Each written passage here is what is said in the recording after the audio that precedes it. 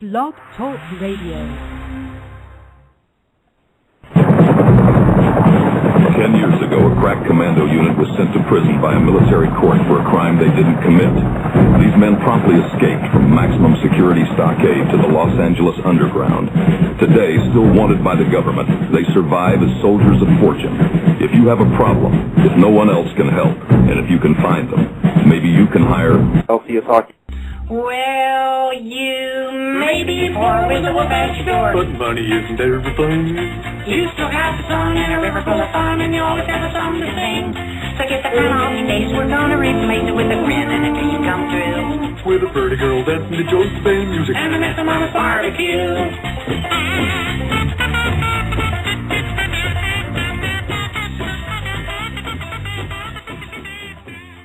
And we're off. We are the Tim Tebow of podcasting. We are the LCS Hockey Radio Show. Brought to you, as always, by BackpagePress.com and by the #1 non-updated hockey site in all the land, LCSHockey.com. LCS, now fortified with sock. All right, here we go real quick, Mike Dallas. Just on the TMZ here a little bit ago, and a couple stories caught my eye here. MASH star Harry Morgan died today at the age of 96. This comes as huge news 30 years ago.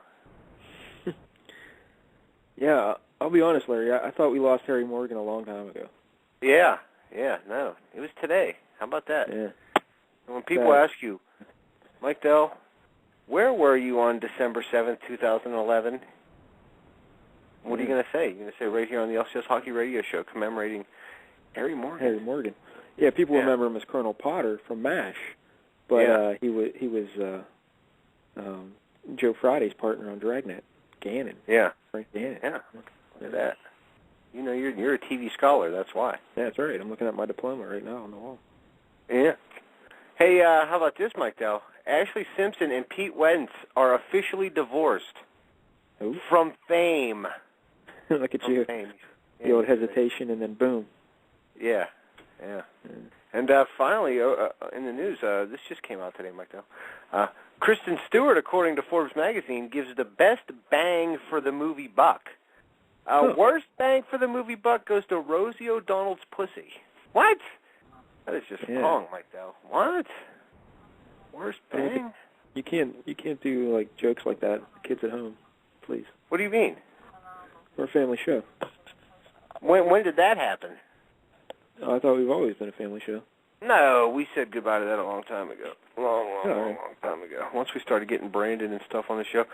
Speaking of which, cousin Brandon, he's going to be on the show tonight. And theoretically, I believe he's, you know. Oh yeah. No, I think he's here. Oh. He's already here, Mike Dell. Well, then let's bring him on. Quit wasting time. Well, should I introduce you? You're Mike Dell. I'm Larry. Yeah. Here we go. Brandon.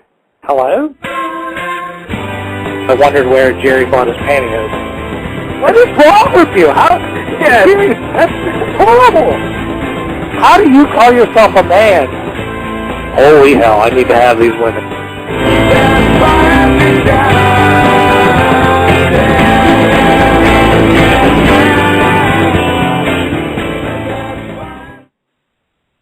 Brandon. Hello. There he is. Brandon Damashek, cousin Brandon. How's it going, buddy? All choked up over Harry Morgan. Yeah, did you think he was still alive? Oh, I figured he'd been dead 20 years at least.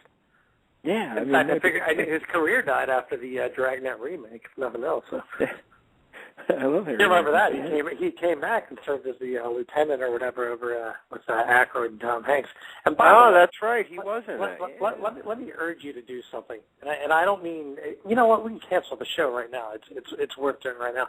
You go over to your YouTube, and you go bring up Tom Hanks and Dan Aykroyd singing "City of Crime." That little rap they do at the end of the movie. Holy hell! It is amazing. It is so goddamn terrible. I remember that. Go watch that. And you know what else is incredible? By the way, speaking of Dragnet, there's a weird coincidence. I don't know if you know this podcast. It's called How Did This Get Made? It's this, Paul Scheer is from like Human Giant and such. He hosts this podcast where they look at like really, really terrible movies and they break them down and they laugh out loud, it's good times, whatever. They just did Superman 3 the other day. And they got the... I'm sorry? With Richard Pryor, Superman 3. That's right. That's exactly right. And by the way, he played a computer genius. All right, let's move on from that. So they talked Superman 3, and then they decided, let's talk about Superman 2 briefly, and they brought on the guy that played Non. Remember the big giant guy that didn't talk? But he got wrapped up in Superman's weird, Non. The bearded fella. That's exactly right. That guy was in the Dragnet movie remake. Oh. He played, I can't think of the character's name. It was some crazy name. He was this gigantic fella. I don't know if you remember him. I'm guessing he was a pagan. Was he a person against goodness and normalcy? That's exactly right. That's exactly right. And everything's coming up Dragnet tonight, Mike. Dragnet. The Virgin Connie Swell. Yeah. Exactly right. Do you remember who played her? Now that's a good question for you. What that woman went on to do? She went on to star in that Baywatch show. She was a skinny woman, the really unattractive one that they paired with. Yeah. That was her. Is that Alexandra Paul? Or? That's it. That's exactly. Okay, you know what? That's sad. Now look, my lady even asked me the other day. She was like, "Oh, you watched Baywatch?" I didn't, but I just recognized her because she was in some TV movie on Lifetime or something that she was watching the other day. How do you know her name? I never watched Baywatch either, but as you know, Larry will tell you, I'm a TV scholar. You really are. You really are. Now again, I want to go get a K ration and pour it out for my man Harry Morgan. And really, I'll miss him. I won't miss him. I don't care. I thought I missed him 20 years ago. He was on. Oh, do you guys remember this show he was on? A little something called "You Can't Take It With You." Does that sound familiar to either of you? No, you made that up. No, he was in old. This was in his elderly years. And do you remember that show with Dawn Adams? I believe. Check It Out. It was centered in a grocery store. Do you remember that? That's terrible. Yeah, because they would often pair the two together late nights on like the weekends, and they'd play Check It Out, and then You Can't Take It With You. Harry Morgan is like a grandpa who gave advice to his family and stuff. Yeah. I was just going to say, I'm going to guess Harry Morgan played an old curmudgeon who was always railing about the fact that he was going to die soon. And another, you know what, do it now because you know what, you can't take it with you. Exactly right. But every week. That had to at least be 20 years ago, at least. So look, he had another good 20 years in him. Larry, you got bad info. Your intel is off. He has been dead, sir. He did not die today. Maybe his frozen body thawed, and now he's officially pronounced dead. He has been dead for quite some time. That's what I thought, but apparently not. We've all been fooled. Now Larry, are you confirming these Alexandra Paul and all that stuff that I'm just saying, or? Yeah, I'm looking. Okay. Yep. All good stuff. How's that working out for you? Is it correct? She's kind of ugly, I'll be honest with you. She played the ugly, boring one that nobody cared about. Is essentially what it was. She was in an episode of Mad Men. She was not. Yeah, she played somebody named Pauline Phillips from the episode Maiden Form in 2008. Huh. Doesn't ring a bell. Maiden Form was one of the products they were hawking, but I don't... there's no way that's her. No way. In fact, you know what? I think she died today, as a matter of fact. I'll miss her, too. Yeah.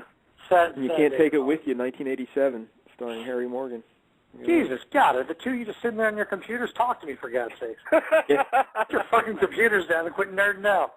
Well, usually we're watching TV, so I mean, at least we're making a step in the right direction, I think. All right, we got a big show to get to, because, Brandon, you were supposed to come on a couple weeks ago and tell us you're preparing for your trip to Disney World at the time, but Cousin Dave was on that show as well, and you know Cousin Dave, he just yaps and yaps and yaps. Couldn't get him to be quiet. So we didn't even get to talk about Disney World. But since then, you've been to Disney World and you've been back. So now we want a recap of the trip. Because when Larry and I heard you were going to Disney World, what did you think, Larry? What? Yeah, that's pretty much what I thought, too. Because, that would be like hell for me, like, corporate America, Disney. It's just awful.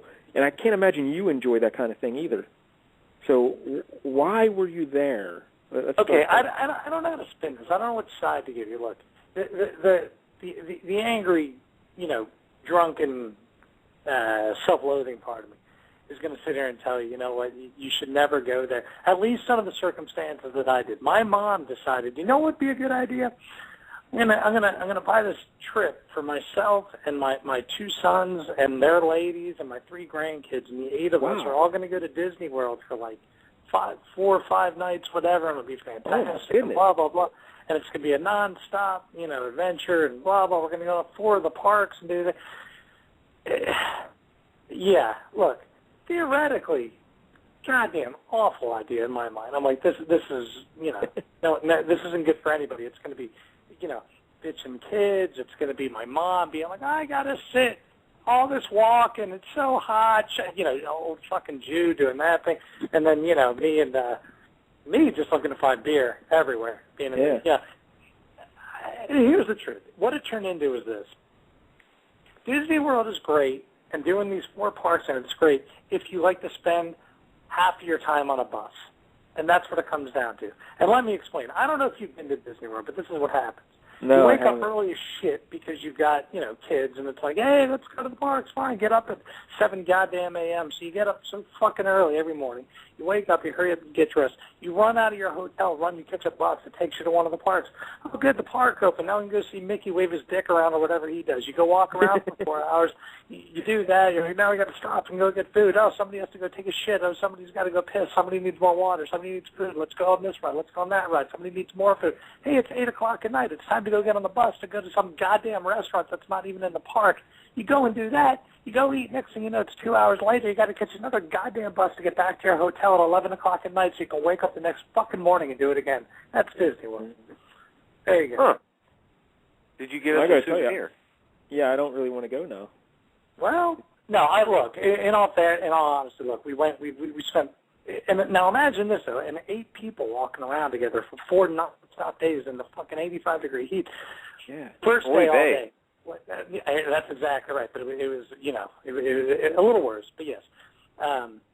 First day Magic Kingdom, second day Epcot Center, third day Animal Kingdom, fourth day Hollywood Studios. Just back to back to back to back like that all day. And look, I'm not going to say there weren't fun moments. Of course there were. There were some fun rides. And by the way, this doesn't matter. I could give you my top 11 rides at in the Magic Kingdom or in Disney for that matter. But what do you care? You've not been. Would one of them be Cameron Manheim? Yeah, in fact, she's called Expedition Everest. That's the nickname down there for her. It's a wonderful roller coaster. A Yeti appears, and I'm like, hi, Catherine. It's fantastic. No, that is, but I don't even know what in the hell that means, to be honest with you. She's alive now? She's not large woman, right? Yeah, apparently. Yeah. She was in that storytelling movie in L.A. Law, maybe, or something. She was on one of those shows. I know she has like 77 earrings in one ear or something. It's crazy. That's not true. No, it's not. If you're 77 in one ear, you're more fat than person. Because how do you sustain that? Big ear. Yeah, that's what he's saying. Now, does Disney World, do they have the whip by chance? The whip? I don't know. I'm sure they have something akin to the whip. Look, here's what you got to go do. I'm going to tell you right now, the top ride or two to go to every place. If you're going to go to the Magic Kingdom, even though it's been there forever, you got to go on the Space Mountain. That's a fun ride.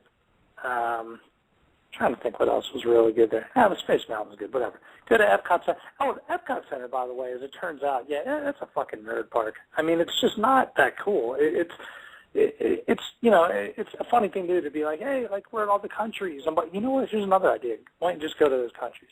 Save yourself the trip with all these fucking people and just go to the goddamn country. But I will say this. They did have a ride I really enjoyed at Epcot called a Test Track. And it's sort of like the Ford, it's kind of like being on the Ford Motor Vehicle Testing Grounds where they, virtually, put you through the bumpy road test and the sudden stop and the sharp turns. It was a fun ride. It was very cool. I really enjoyed it, actually. I thought for sure your favorite ride down there would be, the beer garden. Oh, I thought you were going to say Catherine Manheim or whatever her name was. Cameron Manheim? No, the beer garden. Now, how much beer did you spend or time drinking beer at the Epcot? I'll tell you what. Considering that, between Epcot or Disney or the hotel, whatever, that you're paying about $8 to $9 per beer, surprisingly not that much. Yeah. Now, exactly what do they offer in these? Is it Budweiser? Is it Coors Light? Or do they have, like, variety of good beers? Well, how about this? My first night in Orlando, we're at the hotel. We're at this really kind of a cool little, pool resort thing at our hotel. I go up to the bar there. Don't you fucking know that about 4 beers on tap? I walk back. They're like, "What'd you get?" I'm like, "I got a Yuengling." Oh, nice Yuengling. Yeah. That's sweet. Finding Yuengling in Florida, that's a home run right there. You already wanting on that vacation. I didn't feel bad about it too. The options were that, Bud Light, Stella Artois, and some bullshit. And again, don't get me wrong, I enjoy a good microbrew if it's available, but something it was just phony. I'm like, this sounds made up for the Magic Kingdom. I didn't get that. Now you can go. One thing that is kind of cool, I'll say is, if you get a beer, let's say you're in Germany in Epcot Center, you can get a beer and just walk all over the park drinking your beers. Like, there's just people outside walking around. I'm like, this is great. I'm like, so the whole thing's like one big beer garden. I enjoyed that. That was nice. However, like I said, and by the way, they weren't bullshit beers. There was a couple, German beers I'd not heard of. I'm like, fantastic. I had one. It was nice. But, again, when you're doing this all goddamn day and just walking around, and the heat and with the kids and and the Jewish mom, and one beer is just not enough. It's not enough. No, Brandon. No, we know, being on the show and everything, that recently you have lived with your mother. She had moved back in with you. Well, now this was a while ago. Like earlier in the year. But now, what's worse, living with your mom or going on vacation with your mom? Like being at the beach with mom. That would be bad. Now listen. They both. I'm not going to say either has their pros because there's no pro in either way. Let's be frank. There's nothing good in either scenario. So really, I'm just going to say this: they both have their cons. I mean, you don't want to go to bed at night, as a grown man, and and it's like, "Good night, Mom," like you're a goddamn Little House episode or Walton's or whatever the hell that is. That in itself is bad. You don't want to wake up in the morning and, God forbid, you risk seeing your mom walking around in that mommy moo-moo that they wear, before they get ready for their job. I'm like, holy shit, this is no good. And at the same time, then what happens is you go away with your parent. It turns into you're just immediately you resort to you being 10 years old again, and Mom has to tell you what to do and what not to do. And it's like, shut your goddamn mouth. I'm going to go over here, and I'm going to go enjoy myself a beer. Well, don't you think you're drinking too much? It's really hot out. And all the kids, shut your fucking mouth. No, what's I didn't tell you to buy it. Well, when I first heard about the gift, I was like, oh, what a nice gesture by the mother, spending out all this day. Oh, man, that was fantastic. Look, don't get me wrong.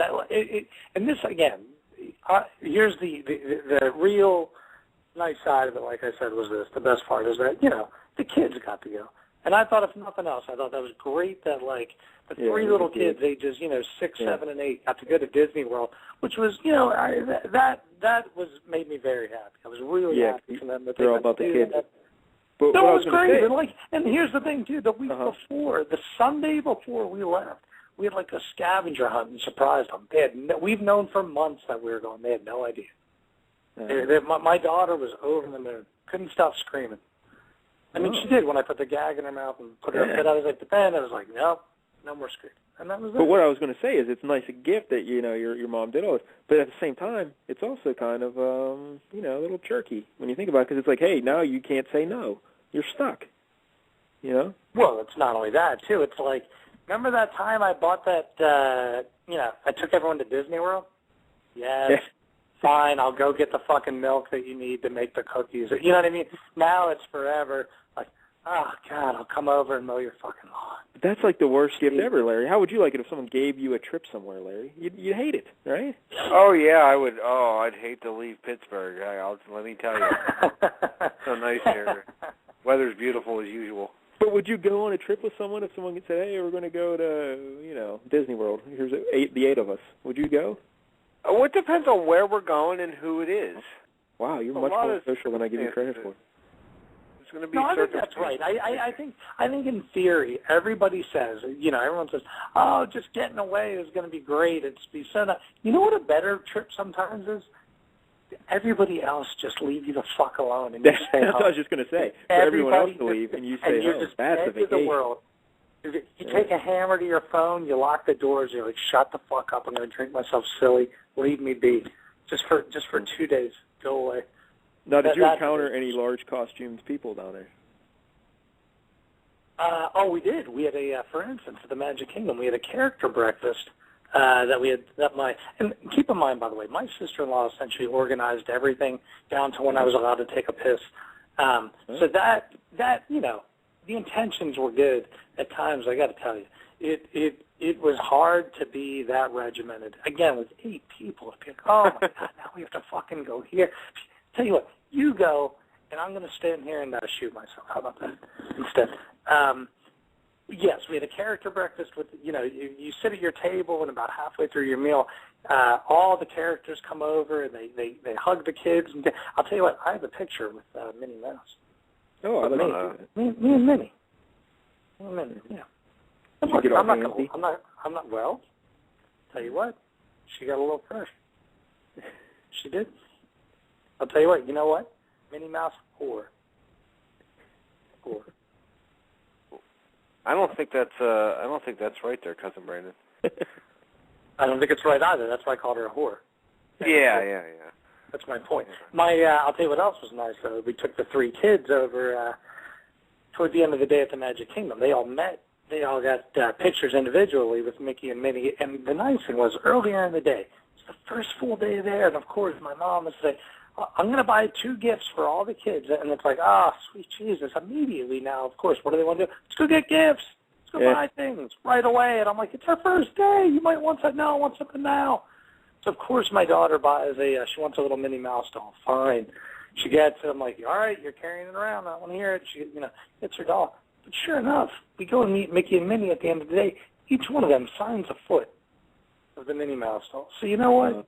That all worked out. That was nice. It was good for her. I was very happy for her. Now she has, Mickey and Minnie signatures. What is worse, living with your mother or going on vacation and being surrounded by kids 24 hours a day? That would drive me nuts. Which one's worse? Here's the funny thing. It's not the kids there that are the problem. It is the old fucking people on their goddamn rascals that just assume they're going to move out of their way so their fat asses can clear the way and go through to get to the ride that they can't ride anyway because they're on a goddamn rascal. I'm telling you, there is nothing. Here's the thing. You get to the bus early in the morning, you're like, we'll be the first ones to the park. Hey, if you could all stand to the side so we could let these people on. First, I have to lower the bus, do the whole hydraulic thing, get them on, move their scooter on, tie the scooter up, raise the bus back on again. Now you can get on. That goes on all fucking day. And then it's 10 o'clock at night. You just want to get on the bus and leave. You know what? You do the same goddamn thing. Got to put these scooter people on, these fat fucks that are like, they're not even handicapped. They're just goddamn fat. That's it.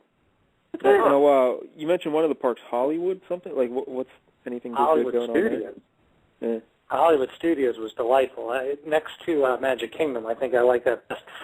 I'll tell you what. Now, musically, this just sounds awful, and I mean, at least in my mind, they have the Aerosmith Rock and Roller Coaster. Oh. Now, what happens is you walk into this little anteroom, and it starts out with this little video. No, it's not a video. It's as if like they're standing like it's like you're standing in a recording studio, and you're looking at Steven Tyler and the other women in his band or whatever. Like they're back there like working the instruments. Like, hey, why don't we all get in a limo and go to this party? So you move out of that room, and it's as if you get on this little roller coaster that's supposed to be like a limousine, and it's this like in the dark roller coaster. You go, that's fun. Bad news. You have to listen to Aerosmith while you're on the ride. Oh! Yeah. Good God. Exactly. That's unforgivable. There's that. But probably, I would say the best ride at the Hollywood Studios was the Twilight Zone Tower of Terror.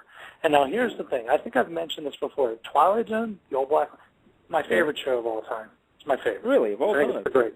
Absolutely. Now, here's the problem. Again, another ride that has this little anteroom. You go into this like old hotel, and you sit there and you watch like this 2-minute video where they give you like this like whole Rod Serling-esque story that, the lights go out. And here's the thing. To tie this into the ride itself is fucking ridiculous because it was such a not, like the whole plot of how this whatever it was, this high-rise building became haunted was that it was struck by lightning. I'm like, come on. It didn't even resonate really with me as being like a real Twilight Zone plot. I'm like, this is stupid. Anyway, though, here's what happens. You go on this ride, this little, it seats maybe 12 people, and you're in this little cart, and it kind of moves you through the hotel, and you're like, okay, this isn't so scary. It's just kind of weird. All of a sudden, it's pitch dark. The lights go out, and you just drop. You drop like maybe eight floors, and then and then it slowly pulls you up again, and at one moment you just drop again. Oh, it's terrifying, absolutely terrifying. But great. Yeah, you sure it wasn't just like a malfunction? That's actually supposed to happen. Well, no one died. I mean, we anticipated dropping. People had sort of spoiled it for us, but it's all the same.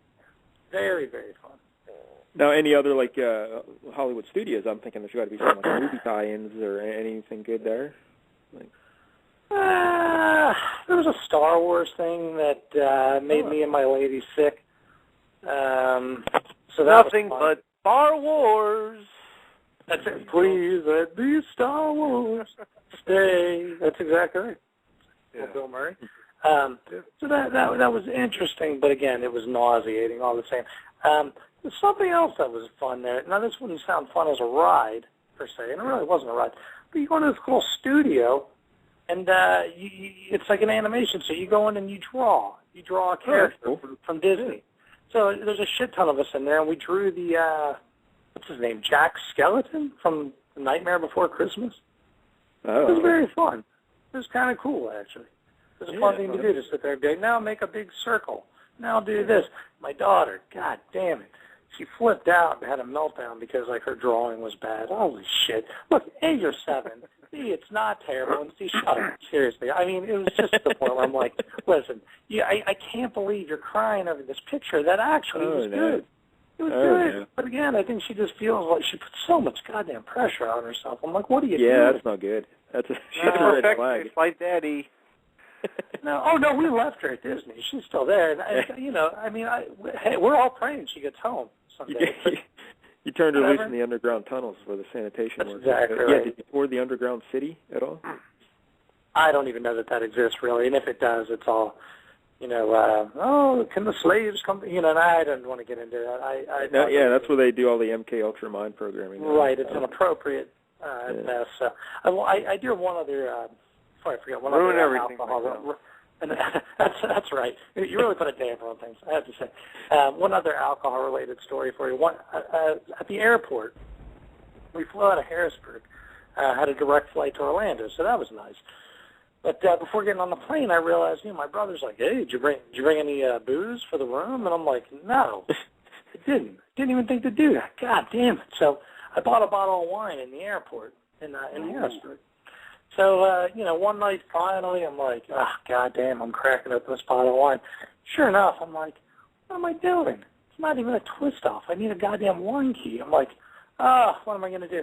So I go down to my brother and say, hey, you don't have a corkscrew or a wine key? He's like, well, I've got my Swiss Army knife.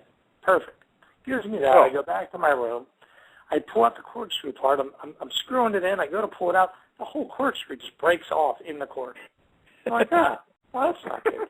So then I'm like, well, now, first of all, I've broken his Swiss Army knife. First of all, but more importantly, I can't get to my alcohol. Okay, and I'm like, this isn't good.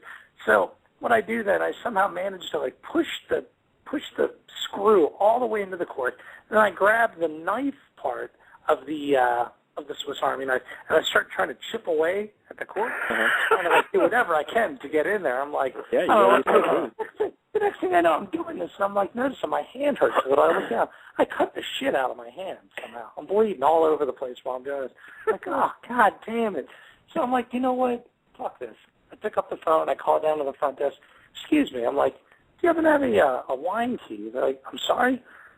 I'm like, like a wine key? They're like, you mean a corkscrew? I'm like, yeah, or a corkscrew? Sure. They're like, yeah, we do. I was like, oh, great. I was like, also, do you happen to have any Band-Aids? and I actually hear a faint laugh in the background when I ask this. I actually say, because of course you can sort of put the scenario together, what's happening now. Do you have a wine key? I do. Do you have Band-Aids?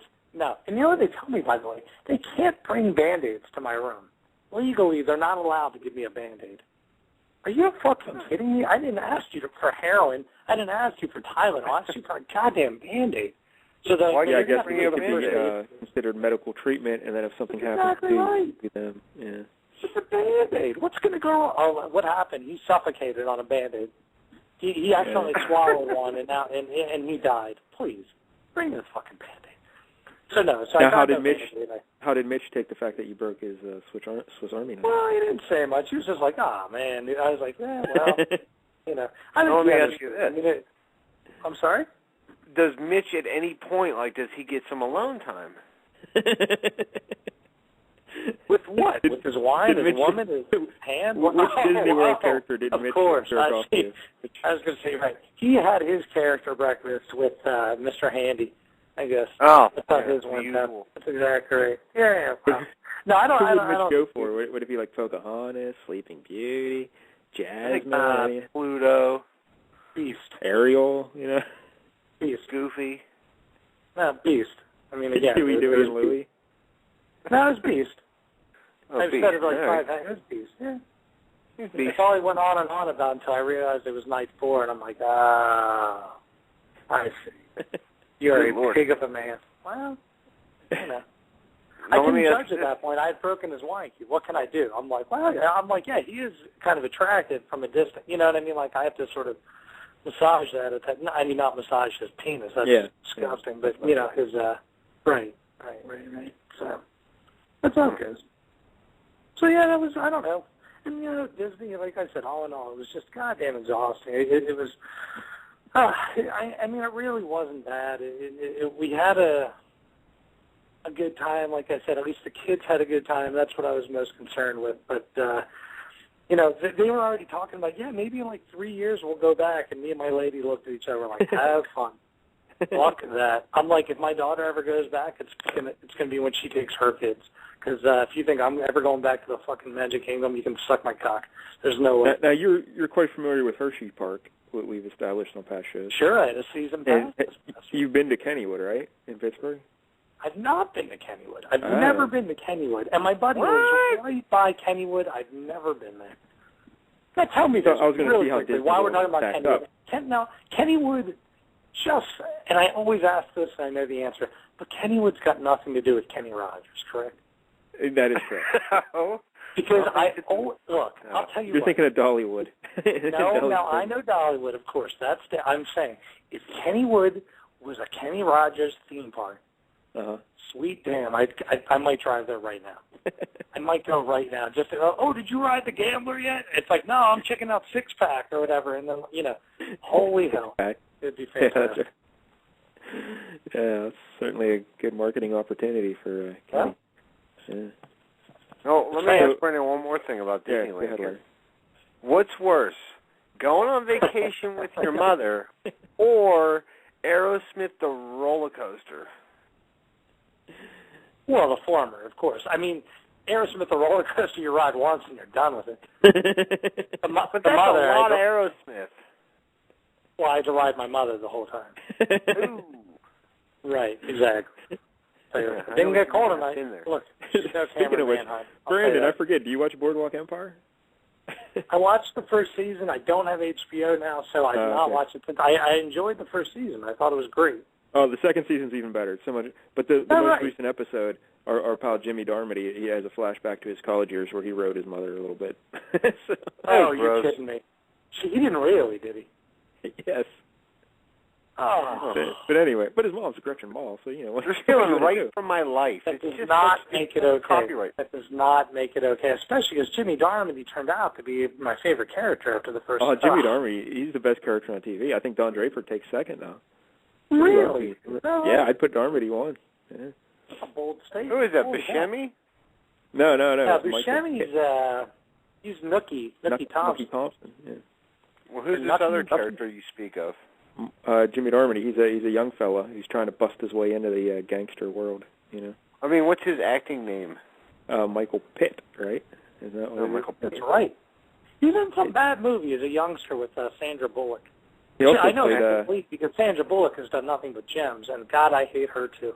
But he also played the Kurt Cobain character in that one. Gus Van Sant approved. That was terrible. I hate Yeah, it. well, he played I Cobain in watched it. 5 minutes of that and turned it off. It was fucking Oh, awful. yeah, that's where I know him from. Yep.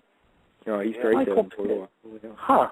That's a shame. I'm really going to have to go, I'm going to have to track these down and hope that either A, they show up on the Netflix, or B, I illegally download them and watch them. Yeah. It's probably going to be the latter. So. Speaking of Netflix, you know what I was watching today was Pearl Jam 20. Why would you do that? Yeah. A Cameron Crowe documentary about Pearl Jam. It just came out, but I don't know. I don't even like Pearl Jam that much, but you know, Cameron Crowe. You know, I don't know. I don't know how you. I'm going to say two things about that. Number one, and I know Mike Dell is going to appreciate this. I've not seen Pearl Jam 20, but I will already guarantee you that seeing that probably proves just how much goddamn better Nirvana was. That's right. And the fact that the two of them were associated at that time is just sickening. Shameful. And B, the other thing I was going to say, look, Cameron Crowe, I'm starting to think that guy might be overrated. I really don't know. Like, I like some of his movies. Like, I enjoy the Jerry Maguire and the Singles, and Almost Famous is fine in its own way or whatever. But I don't know. As of recently, didn't he direct some kind of movie for his wife? Isn't he married to that lady in Heart or something? Wasn't he doing something for them? No, I don't know. He did that Elizabethtown movie that was supposed to be a piece of shit. I always say Almost Famous is arguably the most overrated movie ever. I hate it. I just everybody wants to suck this movie off so bad, and I can't stand it. It's so so like just nothing. I find it very off-putting. I like. And you know, the guy that plays the kid, he's fine, whatever. I can't stand Kate Hudson. No. Jason Lee in it is off-putting. The guy who's the main dude in the band. That whole Stillwater thing, by the way. Ugh, please. Yeah, really, the best person in it is Frances McDormand, but only because she's great and like everything. So yeah, whatever. Yeah, she's good. Yeah, she is good. Oh, by the way, Brandon went to the movies. How about that? Oh, I should mention. Brandon actually went to a movie. What did you see? Me and the lady a couple weekends ago saw Melancholia. Oh yeah, how's that with the Kirsten Dunst? That's right. That's Lars von Trier's latest movie. Who did like Antichrist and Dogville and Dancer in the Dark and every other goddamn Breaking the Waves, every other goddamn depressing movie that makes you want to kill yourself. Melancholia. It's got this big all-star, Hollywood, Kirsten Dunst and Kiefer Sutherland and, who's in that, what's his name? Skarsgård, both the Skarsgårds, in fact. The one that's in True Blood and then the dad, Peter Skarsgård, who was in Good Will Hunting. He played the other professor. Yeah, Gerald Lampo. He's great, by the way. That guy's great. Love him. The movie itself, I'll tell you what, it's about 2 hours and 15 minutes. It's very slow. And I enjoyed it. It's not his best film, but I'll tell you what, cinematically, it's gorgeous. Well shot movie. Looks great. But it's about 2 hours and 15 minutes of when's this going to be over, in a way. So, that's what you look for. Now, what is it? Like, what is it? Like the end of the world and what? That's sort of it. It's more of a character study about how people deal with the end of the world. And really, Kirsten Dunst's character, I guess you would probably say, is the lead, and it's essentially that she's this manic depressive who, you're supposed to essentially look at and say, yeah, well, she's this awful person and doesn't, deal with anything correctly, and maybe in the end she's the only one that really had a fix on things. So it's really just a character study. I mean, but it's, like I said, I actually enjoyed it. As slow as it was, I liked it. So. Any boobs? Yes. Oh, indeed. all right. In fact, not only boobs, a full-on naked Kirsten Dunst. I don't know. Yeah. I don't know if I'm ready for that. I don't know why she's gotten a bad rap. I've always thought she's an attractive girl. I don't know why people don't care for her. It's always about her teeth. People always talk about her teeth or something, but tell you what, as a redhead in the Spider-Man movies. Oh yeah. La la. Here's the way I look at Kirsten Dunst. Like facially, I think she's like really, like she's a pretty lady and really cute. But like, I just don't want to see her naked for some reason. Like from the neck down, like does nothing for me. Well, like, go see this. She'll change her like tune. it. I'm telling you, we'll feel very differently. Although the first scene I think that you see her naked, it's not an attractive scene by any means. Oh, here we go. You know. Oh, let's just say 2 words for you: Cameron Manheim. Ay. That's not. No, I have no. I think. By the way, I think Cameron Manheim is dead. She's not dead. Once again, no, she did not. But Brandon, speaking of the Pearl Jam and whatnot Larry brought up, I had an idea for a show yesterday, or the other day, best songs of the 90s, except I wouldn't be able to pick Nirvana or Foo Fighters or any of my favorite bands. Like, we have to focus on obscure bands, or at least bands we aren't normally associated with. Like Larry, you couldn't pick, Natalie Merchant and all the Lilith Fair stuff that you listened to in the 90s. What? I don't listen to that bullshit. Now, is Hootie still on the table for him or not? Fuck Hootie. No, Hootie's off the table for you. You got to pick like bands. Like even the Beastie Boys. I don't think I should be able to pick, or or Beck, or stuff like that. I got to pick. That'd be hard for me. I'll be honest. If you said to me my 3 favorite bands from the 90s, which probably would have been like Pavement, Guided by Voices, and either Modest Mouse or Built to Spill, and said I couldn't pick any other song, that'd be tough. But I could still do it. Oh, no, you know what? No. I take that back. Neutral Milk Hotel would have to be on that list. So, Neutral Milk Hotel. They're very good. Yeah, now, Larry, that sounds like a list you'd be interested in doing. We haven't done a music show in a long time. So basically you're saying top 11 songs of the 90s that we don't like. No, top 11 songs of the 90s, not counting like our top 3 favorite bands. It's so hard for me. I like so many. I don't think I could do that. I need more exact criteria. It's still too broad for me. Yeah, I agree. Do that. I'd really have to narrow that down. Larry, you like to do it, right? All right, yeah, I'll do it. I don't give a shit. But Brandon, speaking of music, wait, Mike Dell, though, why even do that? Your list should just be top 11 songs that aren't Nirvana, White Stripes, or Foo Fighters. That's true. I mean, you don't even have to narrow it to the 90s. I could just make it any decade. But I think the 90s was, the best period of music in recent memory, from like 90 to 93 or so, was just great. All those alternative bands busting through and everything. Well, you don't like any of them. No, I admired a lot of them.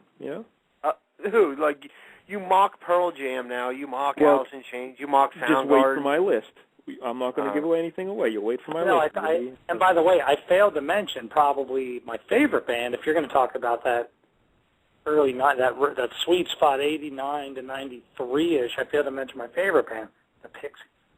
That's right. Ah, the Pixies, yeah. Good Christ. So, tune in. Maybe you want to do it next week, Larry? Maybe we'll do it next week. Does that sound good? Sure. 90s music tribute.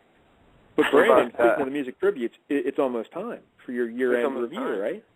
Yeah, I've been, as always, I've been pulling songs all year. I was just looking at my songs today, actually. I really need to get on that. I promise you that once I actually finalize my year-end CDs, we will discuss it, and you will hate them all, most likely. What sort of theme are we going with? Any sort of theme? No, I don't do a theme. If you remember, I just kind of do a quote-unquote fast one and a quote-unquote slow one, and that's it. Yeah. I don't really do a theme otherwise. And that's songs this year? Yeah. All music. It had to have been. Typically, the criteria is this: it had to have been released in 2011. Now, see, here's the thing. For whenever I used to do a list that said like the best records of the year, it couldn't be an EP or it couldn't be a soundtrack. But now, anymore, I'm just making the mixes. So if it was a song that came out in 2011, then it qualifies. Now, let me ask you this. Will one of those songs be all the little kids with the pumped up kicks, better run, faster than my bullet? You know what song I'm talking about? I have no idea, Mr. Blowfish. What really? the hell was that? What was that? I've never heard that either. The song, it's terrible, and it just sounds like something Brandon would love, like a band he would tattoo on his ball sack, that kind of song. First of all, my ball sack's already covered with bands that I've tattooed there. Second of all, I have no idea what that was. I don't know the name of that song. It's called All the Little Kids or something like that. I don't know, but look it up. It's a Brandon Damas. This coming from the man who loves Jerry Sandusky singing to me about All the Little Kids. That's wonderful. I don't love him. Way to go, Larry. Me. Different. Larry, it's not Whore Bucket, is it? That band? No, it is not horror buggy. All right. No, not by any stretch of the imagination is it horror That buggy. was frightening. Either way, your rendition of that tune was just All the little kids with the God. pumped up kicks better run faster than Seriously, my I'm gonna bullet. vomit, and then You sing like an angel. I'll tell you what, though. Listen, I don't want to cut this appearance short. I know I'm going to do this, but I'm really I am so goddamn tuckered out. Look, I'll be honest with you. It was about 8:45, and I was sitting there going, "Oh God, I don't even know if I can make it." I don't know Yeah, you usually fall asleep before 9. I am. Look, I'll tell you what. My last day of class was yesterday. This new job's kicking my ass. I've been very tired. Oh, very tired. Well, we appreciate you making the time for us, Brandon. Yeah, I'd like to stay longer. I really would, and I do appreciate actually getting to talk without, being talked over for a whole hour. I'm not saying by who. I'm just saying. Yeah. But I loved hearing about the Disney World, and of course, we'll do the music show whenever you're ready. And let's do that. I will. I promise you. Once I got that list together, we'll do that for sure. And Brandon, say hello to your mother for me. Thank you. The funny thing is, so is that the Wahlberg joke? Yeah. It is. No, say hello to your mother. Yeah, or whatever. Yeah, I can't get that goddamn voice. I'm not a Mark Wahlberg fan. I hate that guy. He's the worst. Yeah, he's one of the executive producers of Boardwalk Empire, apparently. Is that right? Yeah. He's got his fucking entourage mixed into everything. Well, there you go. That's a shit show, but yeah. Yeah, that makes sense. One I know. Boardwalk Empire. Yeah, that's exactly right. He can't be associated with things that are good. I won't allow it. I'm pretty sure he is. Maybe I got that wrong, but yeah, I think you got it wrong. I'll say you're wrong. All right. Well, I'm going to Brandon. go look up that song Larry was singing and sing myself to sleep. So. Put it on your iPod. Go listen to it. And here's the thing. He's going to go listen to this song, and then I guarantee you his little year-end mix, he'll say, this song inspired by Larry. I loved it so much, it had to be on this CD. Done and done. And now I'm going to go tip out a 40 to Harry Potter. You will be missed. Harry Morgan. Goodbye, Harry Potter. Not Harry Potter. Harry Morgan. Colonel Potter. All right, Brandon. Thanks, buddy. All right, Brandon. There he goes. Bye. Cousin Brandon Damashek. You can follow him on the Twitters at Judy Bloom, JEWDYBLUME. And what's cousinbrandon.wordpress.com, right? Yeah, and he's got the Vanity State, the Tumblr page. I don't even. Just Google up Vanity State, and you'll find him. And all right, he's a busy fellow, like Cousin Brandon. Yeah, absolutely. A lot of hanging out with his mother. It's weird. Yeah. Yep. Now, do you want to try and call the Ed real quick before our second hour guest? Here. Let's just bring him on.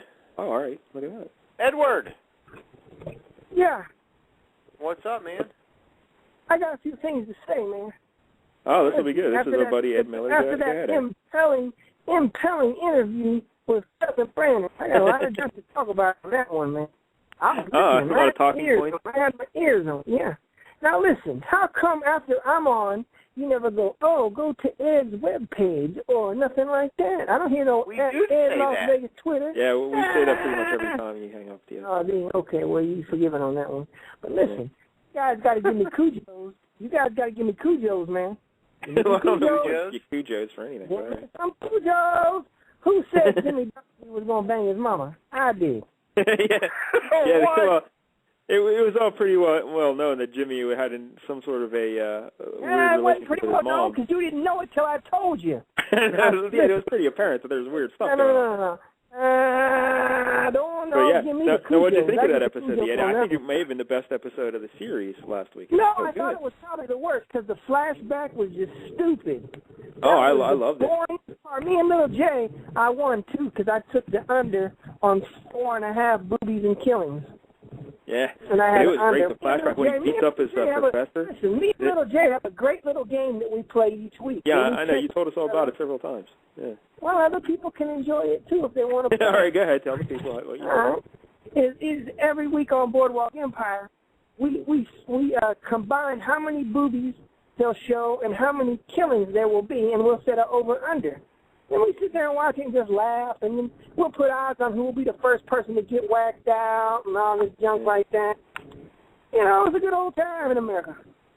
Yeah, but the Ed, how about when Jimmy's beating up his professor? And his professor's like, this doesn't have to happen. And he's like, no, this is happening. And he just was beating the hell out of him. Because the guy raped his mama. Well, he got a little handsy with her, yeah. His mom's a freak, man. But you know what? If I had a mom that looked like that, I might have to bang her out, too. I'm like, Jesus Christ. But listen, I want to talk about what this cousin Brandon fellow was talking about. Uh-huh. We're going to Disneyland. Yeah, no, he went to Disney World. That's in Florida. Yeah, Disney World, whatever the hell it's called. I went to Disney Time one time. But Disney listen, Time, yeah. he went with his mom and his wife. Well, but he's got a kid. Are you kidding me? Yeah, he has a kid from a previous marriage. He went to Disney World with his mother. That lady didn't want anything to do with him. His mother, his brother, his brother's wife, Brandon's lady friend, who he's dating now, and his daughter, plus 2 other kids. See, I love stuff like that. I would have had a good time. He acted like that was just a crappy time. I love getting up early and getting on the bus and riding it over there and standing in line for the ride, and then you eat the pizza. Man, that's like the most spectacular times ever, man. And so you've been to Disney World? No. But I've been to an amusement park before. And I went to Kings Island in Cincinnati, Ohio. It was a bunch of times that me and my brother, we used to go there. You know, and then he's talking about he's mad he got to live with his mother and all that. You know, well, hey, man, I would give anything to be able to live with my mom and my grandmother again. They done burn up in that goddamn fire. Ain't nothing I can do about it. See, and he's over here crying and bitching. Oh, I hate my mom. Oh, I love it if my mom says, Pumpkin. That's what she used to call me, Pumpkin. She'd say, Pumpkin, you want some bacon and eggs? And I'll be like, yes, Mama. Huh. Wow, that's a lovely story there. That's a little heart-wrenching moment. That's what I'm saying. My grandma would be like, Pumpkin, you want some sweet potato pie? And I'm like, yeah.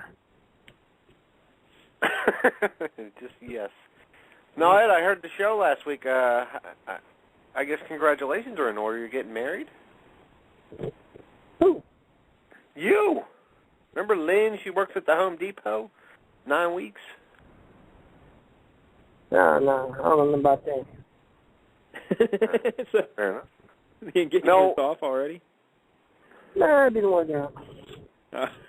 Sorry to hear it, yet. Well, Sunday night, man, listen. Well, I got to tell you what happened on Sunday night, man. She interrupted me during the Boardwalk Empire. Oh, that's unforgivable. You can't be doing that. No, I can't hear over people talking on my show. I don't got magic ears. That's right. You know? And that's just one thing that's just unforgivable. Do you make her call you Chalky? She called me Pumpkin. Just like your mom. That's kind of creepy. Well, I told her. Girls who I like a lot, I tell them my nickname's Pumpkin. Uh-huh. And they go, oh, hi, Pumpkin, how you doing? I'm like, oh, all right. No, I don't want no dudes calling me no Pumpkin. That's gay, man. If you call me Pumpkin and you're a fella, then that means you're straight up fag. How you doing, Pumpkin? Hi, Pumpkin. Yeah. No, it's not Pumpkin. It's Pumpkin. Oh, Pumpkin. Hey, Pumpkin. Now, can I ask the other question here? What? I heard you on Craig Dodge's show the other day, and it sounded to me like maybe we had lost the job at the Santa too. What happened there? Hold on, Larry. We got to say something for his show tomorrow. You know, the Ed's got his show. All right.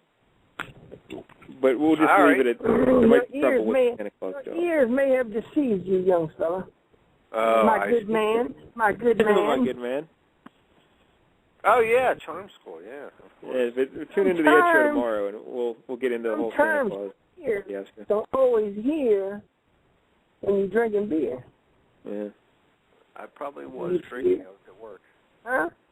I said I probably was drinking. I was at work at the time. I listened to the show. Yeah, I know.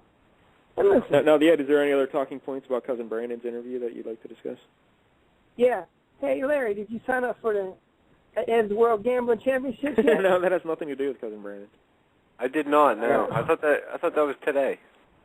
No, it's all week. I mean, you get to pick 15 games during the week, man. Mm-hmm. There'll be games every day. So. When did it start today? It started today? Tuesday was the first day you could pick picks. There's been about 11 people make picks already, including yours truly.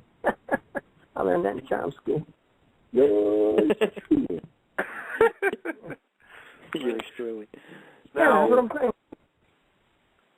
What? I don't know. So what else is going on, Ed? Ed, do they really have 50-piece McNuggets out in Vegas? Yeah. How much is it? $9.99. That's it? God damn, it's such a good deal. I was telling this dude at work about it, and he wants to come to Vegas just to get the 50-piece McNuggets. I mean, he could probably do it, or he could just order a 50-piece where he's at. We don't have them out here. 20's the biggest. Just order 2 of those. It's not the same. I want it all in one box. I want 50 on the box. It's different. Oh, I don't know. Hey, listen to this. Today, a fella called me and says, hello, may I speak to Ed Miller? I said, yeah, you got him, it's Ed. He said, Edward? I said, no, it's Ed, man, capital E and little b D. This fella tries to tell me that apparently I have a lot of bills due from this person, that I owe him money. And if I do not pay him, he is going to, Sue? Call the police on me. And he wanted my credit card information and all that over the phone today. Mm-hmm. You think about that? And did you give it to him? I bet you did. He kept saying, Ed.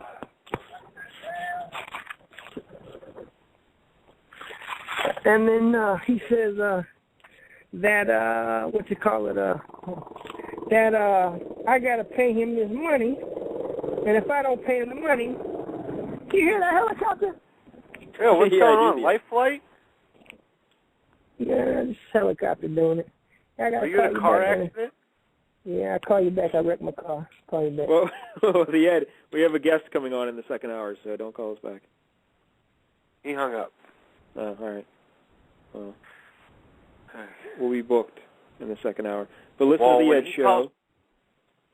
Yeah, listen to the Ed Show, 10 o'clock tomorrow, right here. And then his website's pretty much dead. I didn't renew it. Yeah. Uh-oh. Yeah. So don't go to the Ed Super Deluxe website. Yeah, it's it's like going to be like $100 and some again. So I'm like, that's all right. I'm not doing it. Yeah. Well, he could pay. Yeah, like he ever pays for anything. He's got $5 million. Yeah, sure he does. All right, so whenever I say Nestle's, that means the Ed's back on hold, and then you can just politely say, we ain't got time for the Ed. Okay. That'll be our code word, Nestle. Well, I mean, our guest is Leahy. So. Yeah, but he always like, hey, Sean Leahy, how come you're not playing my hockey game? Like, that's always the first question. But Leahy likes the Ed, you know. All right. That's fine. We'll if see. Leahy calls. Yeah. Did you hear Barnaby got arrested again yesterday? Or? Yeah, he was intoxicated driving a car with 3 wheels. What? Yeah, he was driving on the road and he only had 3 tires on his car. So the Ford. How's that even possible? I guess he was in some sort of an accident and the tire fell off, and then he just kept driving. And yikes. Yeah, so the cops saw all the sparks and whatnot and said, hey, that's not right. So he stopped Barnaby. Yeah. And now it looks like our buddy Barnaby, who was on the show, who was kind enough to call into our show and talk to us a couple of years back. And frankly, it was that appearance that got him his job at ESPN, right? The executives heard it, and they said, we got to put this guy on TV. And then he got the job on TV. But Barnaby, he may even get deported now, apparently. He's got the LCS curse. Yeah, curse of LCS. Mm-hmm. Yeah. It happens to every single guest that comes on the show. Yeah. You see what happens to Brandon. He's living with his mother. And Ed, you see how his life has turned out. And Leahy, that speaks for itself. And then John Hamm, which is why John Hamm will not come on the show. I don't blame him one bit. Yeah. How could you? No. Yeah. So like, you wouldn't even watch Pearl Jam 20. Like I don't really like Pearl Jam, but it's just kind of cool to see. No. I have just no to interest in capture it. that era, they have a lot of footage from back in the day, and Kurt's Yeah, in it pretty much. and all that kind of shit. Wait, But who's in it? one Kurt. Oh, all right, then I'll watch it. Yeah, I mean, he's not in it a lot, but there's a couple scenes with him where he's Well, talking then I about won't how watch much. it a lot. I'll watch a couple of scenes. I'm not going to tell you where they're at. But I don't know if even to this day, even after watching the documentary, and at times they have the lyrics written, I still don't understand one thing Eddie Vedder has ever sung in his life. And even when he talks, it's 50-50 at best. But when he sings, I have no idea what he's saying. Are you clueless, or am I the only one on that? No, I can pretty much understand what he's saying. And I don't want you to think I hate Pearl Jam. I mean, I respect Pearl Jam. They had some good songs. I enjoyed them. But, it's kind of like the whole Gretzky-Lemieux debate, Come on, you can only have one, and it ain't Gretzky. It ain't Pearl Jam. Huh? Well, also, let me put this out there. Thanks to, Ed's son, Street Dreamer. He says that song I was singing is called Pumped Up Kicks by Foster the People. So, Cousin Brandon, if you're listening, that's the name of that song. All right, Mike. Yeah, it's terrible, but it's so bad. It's something Brandon would love. All right, are you ready? Do we still have his theme song?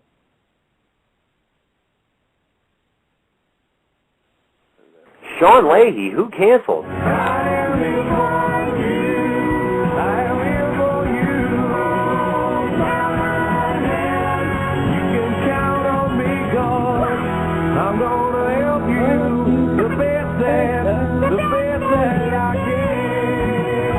But I just enjoyed the crunchy orange balls. Yeah, Sean Leahy. Sean. Yeah. Hello, good fellows. How are you there tonight? Are you attending charm school? I am doing well, thank you. I am in my third class of charm school. How are you fellows tonight? Pretty good, my good man. We're faring well this evening. What's up, boys? Hey, thanks for calling, Leahy. Now, normally when people cancel, we say, we'll book Sean. No, but you were my first choice this week, Leahy. I said, I got to get Sean Leahy on the show because there's lots of happenings in the NHL. Well, I'm just glad that John Hamm finally stopped canceling on you guys and allowed me to be your number one pick. Yeah, well, here's the thing. Ham actually called me this week and said, hey, all right, I'm free. I can do the show. And I said, no, you had your chance. It's Leahy's turn. Leahy's week. Wow. It only took 4 years. It only took 4 years. Yeah, it's great. Now, what was I going to say? Larry, anything for Leahy before we get started in the hockey talk? Oh, no, we're not really going to. There's no reason to talk hockey. Is that why you booked Leahy on here? Or? Yeah, there's a lot of talk to talk about in hockey, really. First of all, right out of the gate, Kid Crosby's going to miss the next game. Wait. I'm not. I didn't even get to ask him anything. You started talking already. All right. Hey, Sean Leahy, did you see Pearl Jam 20? No, I did not. All right. So what else is going on, Sean Leahy? Just watching the Oilers and the Hurricanes right now. Whoa, as you can imagine, no. Yeah, no talking about hockey yet. What's going on your Facebook page? Anything? I don't know. Why don't you check it out? Don't you usually look at it every hour or so? Yeah. Look, we should just read Sean Leahy's Facebook page, and then we'll talk about some other things. Sean Leahy, you like brownies, don't you? Larry, we got to get into the hockey. There's some very important hockey topics to discuss. All right. Fine. I'll just be here in the background. We'll knock them out quick, and then we'll get to the nonsense after that. Yeah, Larry, we could easily talk about Boardwalk Empire, but I know you're not a big fan, so I'll just have to save that conversation for Mike Dell.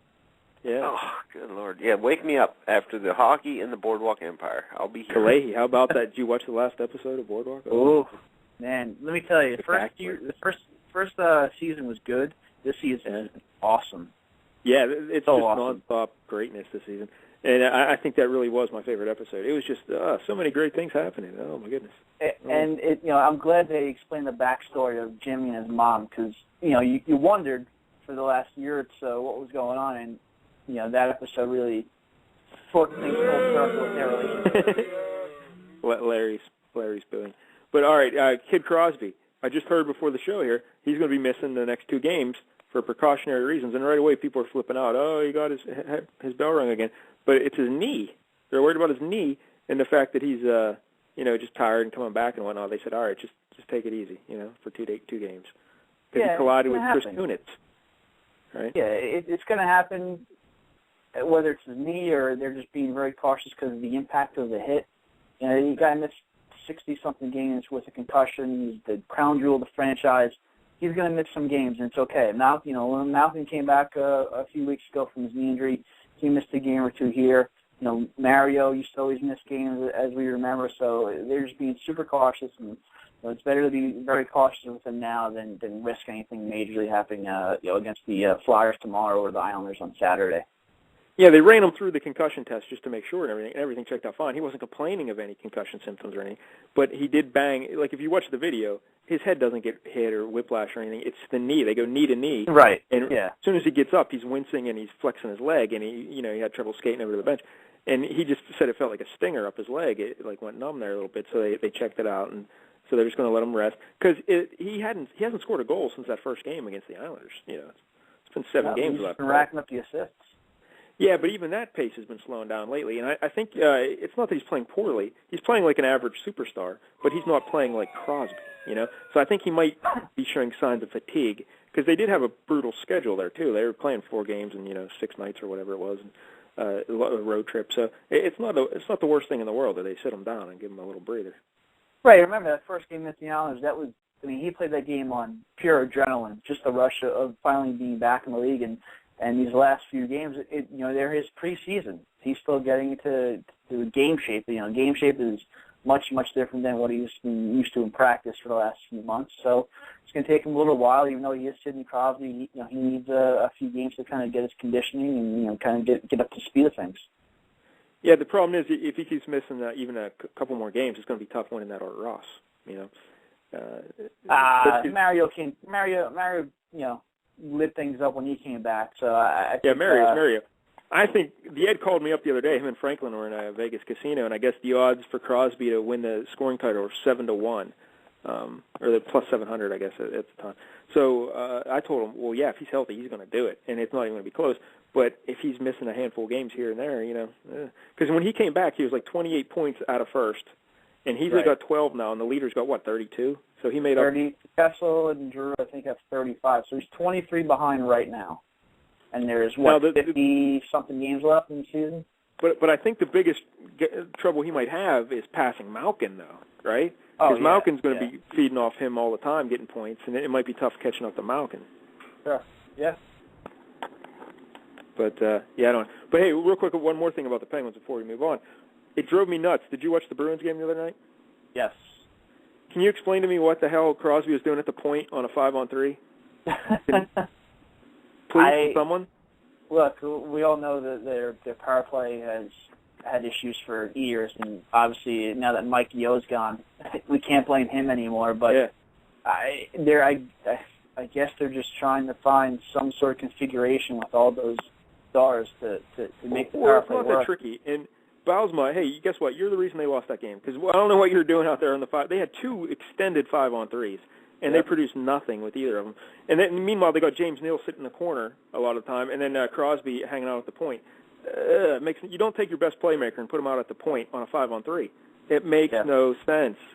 And I don't know. It's been their problem for years. They're too cute. They make that one extra pass instead of just making a pass or setting up a shot and just throwing it on net, hoping for James Neal to deflect it or even just get some sort of garbage goal in front like Ryan Malone used to do all the time, and even Bill Guerin when he was with the Pens. So they just gotta just put it on net, get the shots on, because good things will happen when you put the puck on net. And forget about Crosby even being your best playmaker, that you want him on the wall there to distribute. But he's also the best guy you have at deflecting pucks. He just has that knack. The puck finds him when he's around the net. He's so good in tight. You want him down low on a 5-on-3. He's going to find the puck, Right. I don't know. It drives me nuts. And then they bring up the kid there, Dupre, and they won't even let him play the point on a 5-on-3? Come on. That's what he's been doing his whole life, playing the point in the power play. Let him do it. Don't be scared. Hopefully they figure this out, because that power play is too ridiculously talented for it to be so bad as it's been the last few years. I say it all the time. The only reason power plays fail is either lack of hard work or lack of defined roles. In the Penguins, it's a little bit of both, and they still can't figure out what the hell they're doing. But all right, enough with the Penguins for now. let's talk about the big story, the realignment issues. They approved a plan to realign the league. Now, explain it to the people, Leahy, because some people, even our buddy the Dave, was getting confused about the divisions, conferences. No, it's 4 conferences, right? Explain that to the people. I don't think they've been given names officially. Everyone right now is calling them conferences, basically because Winnipeg had the late move at the end of last year. They needed to be put into a Western division. They couldn't be playing in the Southeast anymore.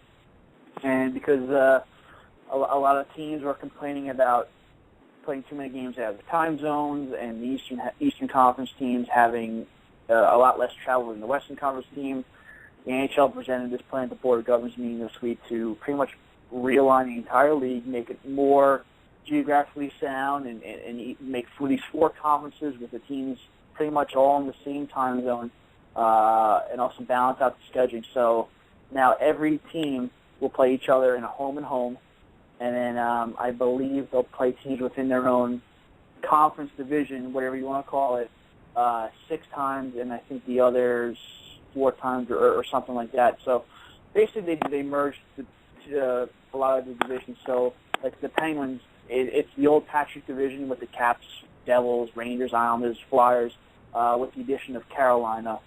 And then the old Adams division with the addition of the 2 Florida teams, Florida and Tampa Bay, which actually might be good for those 2 teams. They'll get that snowbird effect at the gate with all the Canadians and Northeastern folks going down during the wintertime.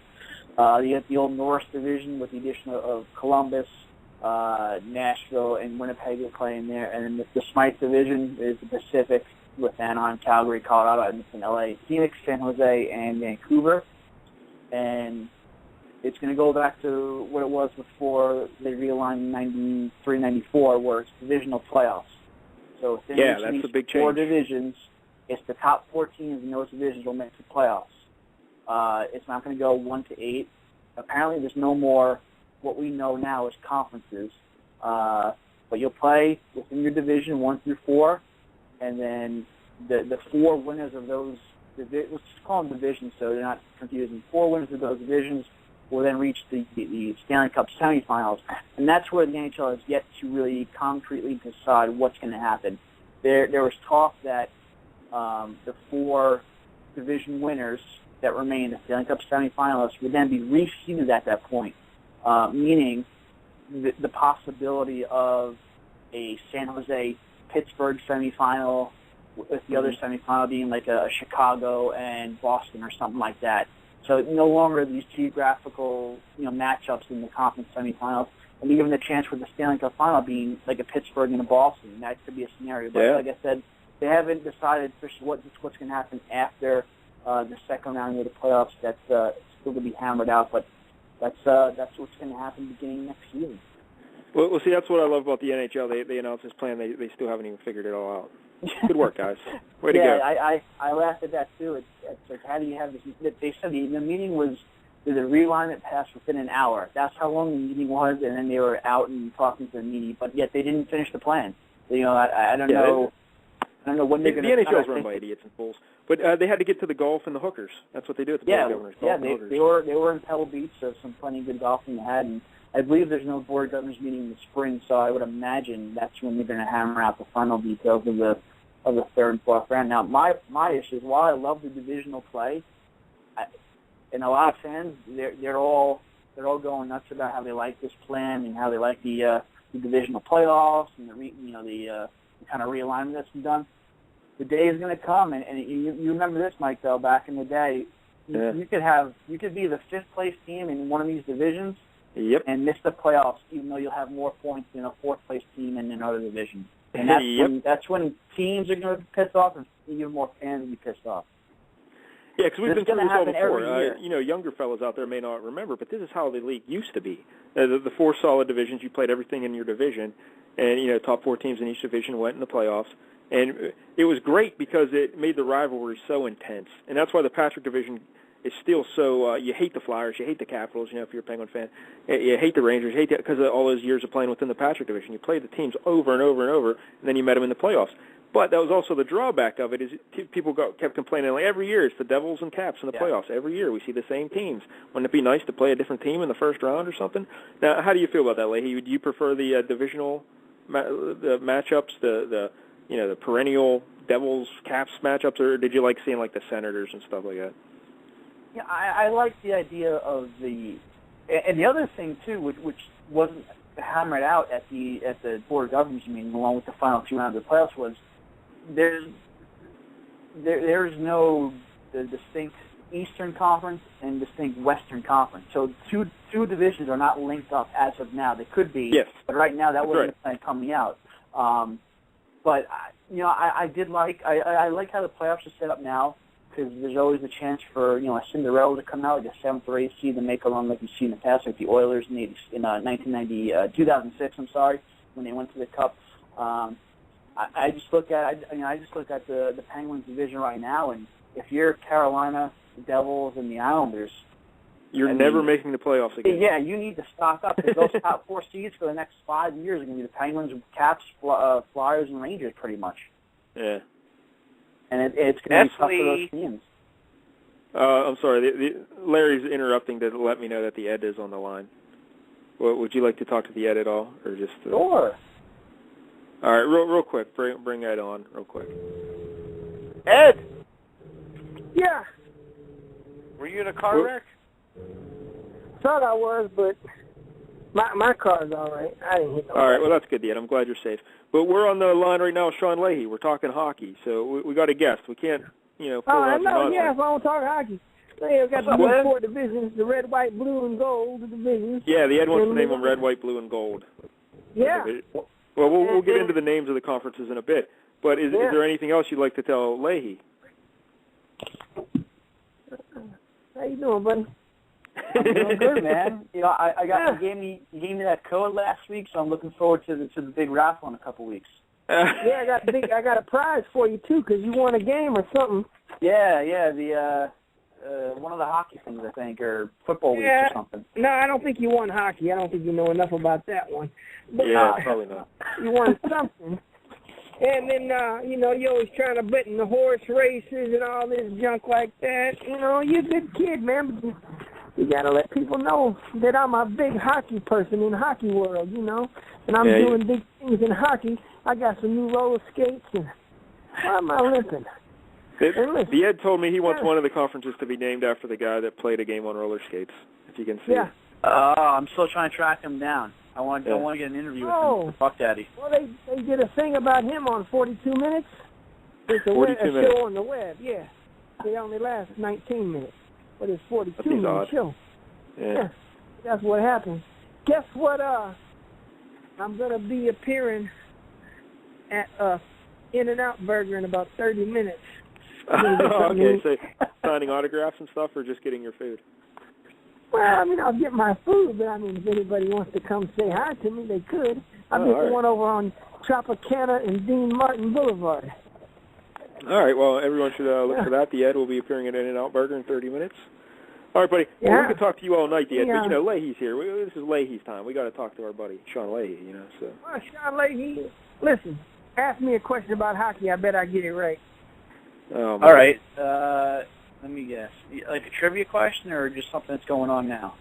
Ask me a team. I'll tell you what the team mascot is. I know them all. All right. The Quebec Nordiques. Yeah. Yeah, they're the Nordiques. Well, but what was their mascot, the Ed? Like an elephant. No, not really. It looked like an elephant. No, not really. I got a bunch of old hockey cards, man. Oh, okay. Congratulations. Got Topps made them. T-O-P-P-S. Yeah, that's right, Topps. Yeah, I got a whole bunch of them. I got Bobby Gretzky and Hull and Bobby all Gretzky. of them. Yeah. He's a good one. Why you talk bad about me, man? Well, I'm not talking bad about you. I just want to get back to talking hockey with Sean Leahy, and you're, talking nonsense. I'm trying to talk hockey with him. You're not It's talking gonna hockey. be You're just talking nonsense. It's going to be so exciting when we have 4 divisions like we used to a long time ago. Yeah. And then we can get down to like when the Patrick division, which is super deluxe tough. And then everybody can hate the Flyers, and they can hate the Capitals. And Wow, look at the Ed. He's busting out his hockey knowledge, yeah. Hey, Ed, you go to any Las Vegas Wranglers games out there? No, they're having an over 18 night pretty soon though. Yeah, they do it every year. It's a pretty cool promotion. Yeah, and then sometimes they have games at like 3 in the morning and stuff. Yeah. What's over 18 night? Like, what's that all about? Well, I think because when they have a comedian or something introduces the players, and he cusses and all this stuff when he introduces them. And then one time a couple years ago during that promotion, they had like a pole dancing class for any women that were in the audience after the game. Yeah. What about BJ night? Do they got that? I'd go to that. They got get a hooker night, and you get one you get one with a ticket to the game. Oh, you know my motto: 2 in the pink, 1 in the stink. all right, Ted. Well, we're gonna let you go, buddy. All right. Wait, I didn't say that. That's some other fella said that. I didn't say that. Yeah, it was Larry that said that. So you're a bad influence on him. You know? Hang up on that kid, man. From the Bible. Hang up on him. I didn't say it. All right, Ted. Yeah. All right. Well, listen. You guys upset me about it, but I don't care. All right. All right. Bye. All right. Bye, Ed. Tomorrow night, the Ed Show, 10 o'clock. We'll talk to the Ed some more. But, Larry, since you're awake, how do you feel about the realignment in the NHL? Do you care one way or the other? Not really, no. But, I mean, I kind of like that they kind of grouped the Patrick division together again. But all in all, not really all that newsworthy. Now, the Penguins almost ended up in the Adams division, or the old Adams, with because they were in there for a while back in the day. But because remember when that was terrible. When they were in was it the Northeast then, right, or something like that? Yeah, it wasn't called the Adams, but it was Northeast or whatever. But all right, so I actually like the rivalry, but it's gonna make for intense hockey, and that's always good for hockey when you got the rivalries going, and I think it'll be good. But we'll see. But I like the idea of the 4 conferences and not divisions connected by conferences, because, like you said, hopefully it's going to lead to reseeding after the conference playoffs end, and you could have those weird matchups. Because a Stanley Cup Finals between like Montreal and Boston would be dynamite, That'd be great. Yeah, I mean, it happened in the past where teams like, I remember the Rangers and the Canadiens playing Stanley Cup, I believe it was 79 or so, but yeah, that was definitely the Islanders beat the Flyers that one year for the Cup, right? And yeah, I remember as a kid watching those highlights of who was that that got the goal? Was it Nystrom that scored that goal in overtime, right? And you're watching that and you're like, what the hell? Stanley Cup Finals, Flyers, and not what? Yeah, great. How about Flyers? Wouldn't it be nice though? I mean, the Crosby and Ovechkin can only meet. They can't meet past the second round. Wouldn't you like to see them in like a conference final? Yeah, that's true. But they're probably going to meet every year now. Well, yeah, pretty much. So, although who knows the way the Caps are going these days? But we'll get to that in a minute because that's another story. But as far as the conference names go, now our buddy the Dave, he's always been saying they should name them Gretzky, Lemieux, Howe, and Orr, and it would make sense because each player's respective team. And Gretzky, he had a lot of teams, but they're each in their own conference. So like the old Smythe division, you call that Gretzky, and then you got Howe for the Norris teams, and Orr in the Adams, and Lemieux for the Patrick. But I hear some people crying already, like, oh, well, I don't feel like you should name things after living people. That's just dumb. That's not even an argument to have. But then they're like, well, how do I feel as a Caps fan of playing in a conference named after Lemieux when he tortured our team all those years? Or what about Montreal Canadian fans? They're going to be pissed if you name the conference after Bobby Orr and not Maurice Richard or, John Bellevue or something like that. And you know what I say to those people? Get over it. Who cares? Wouldn't it be great though to play in the Orr conference, and you're a Habs fan? You're like, yeah, we're going to win the Orr conference, not you Bruins. We're going to win it. Take that, I'm not a fan. I would like to see them bring back to Patrick, Smythe, Adams, and Norris, but I believe because of Gary Bettman's love of geography, we're just going to see straight up Atlantic, Northeast, Central, and Pacific. That's right. That's exactly what's going to happen because the NHL is full of idiots. Like, if you don't want to name them after players, are the four greatest players of the game, which you should. All right, that's fine. I won't mind as long as you name them Patrick, Adams, Norris, and Smythe. Go back to that. That's beautiful. It's perfect. When you're a kid and you're following hockey, you go, why is it named Adams? I don't know. Let's look it up. You want to learn, Larry. You understand, Larry? It's all about learning. You get to learn about the game. No one cares Atlantic or Northeast, whatever. That's stupid. And listen to me now, Sean Leahy. If they even name the conferences just by geographic region, I will drive to New York City and punch Gary Bettman in the jeans. You won't do it. Well, and here's the thing that makes me believe that they're going to keep the four conferences linked up is the Prince of Wales and Campbell Conference trophies. Are they going to add more trophies? Never even thought of that. Yeah. You know. Huh. So I think it makes sense to keep them linked up like that. And then if you do that, of course, then there goes the whole reseeding for beginning with the semifinal. Yeah. But I'm just glad they have everything worked out. They put a lot of thought into it, and they considered and for all the fans, it's good that every team goes to every building at least once. So like Crosby, Ovechkin, the teams on the West Coast, we get to see them, and here on the East, we'll see like the Oilers as they're up and coming in the next couple of years. We'll see the Kings and the Sharks and the Canucks at least every year. Back in the old days too, you always have that. And then for a while, you wouldn't even be guaranteed to see them ever. Like the Penguins. Sometimes they won't even play some teams out west. And then they just fixed it a couple of years ago that you'd see them at least once every other year in your building. But now you'll see them at least once a year. That's the way it should be. Because, as a kid, I loved, it wasn't like East and West, but I loved when Quebec came to town. I got to see Sakic. At least once a year or a couple times a year, I got a chance to see Sakic. But, if you lived out west, you're never going to see Crosby. You're screwed. Yeah, that's the way it should be. And you'll still get the 6 games within the division, so we'll see Crosby, we'll see Ovechkin 6 times, and the Flyers 6 times, 3 home, 3 away. So, the rivalries will then be reignited, and you'll get to see every team at least once in the building. So, I think this, the way the schedule is going to play out will definitely be very good for the fans beginning next year. Yeah. Now, whether or not fans are even going to want to watch Ovechkin play anymore, that's open to debate. He is not having a good season. The Capitals, I don't know, what are they, 1-3 or 1-4 under Dale Hunter? And Ovechkin is now 18 points in 25 games, something like that. Yeah, and they're slowly. They won tonight. They beat the Senators, which they've only beat the Senators under Dale Hunter, so they have 2 wins, both against Ottawa. But I think they're now 5 points or so behind the Panthers for first place in the Southeast. So.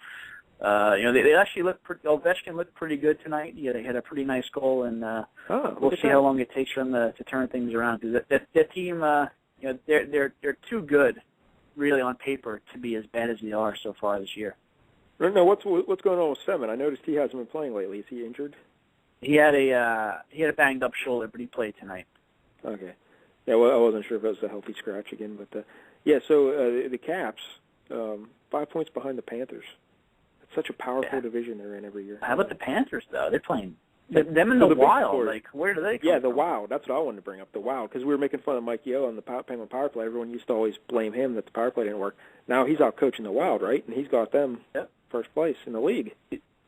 Yeah, he's got them playing a nice, tight defensive system, and somehow they're the number 1 team in the league. And last night they go down 1-0.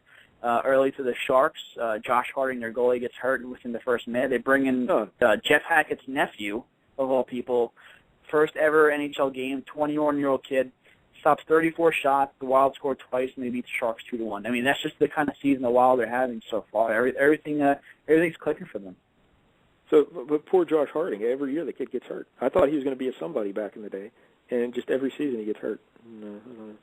And every season he gets hurt, and he plays well, but in every season he keeps signing with the Wild. I always thought he wanted to start somewhere, and I'm sure we would have the opportunities given some of the teams in the league, but keeps signing with the Wild. And, they're also down Nicholas Backstrom because he's been hurt as well.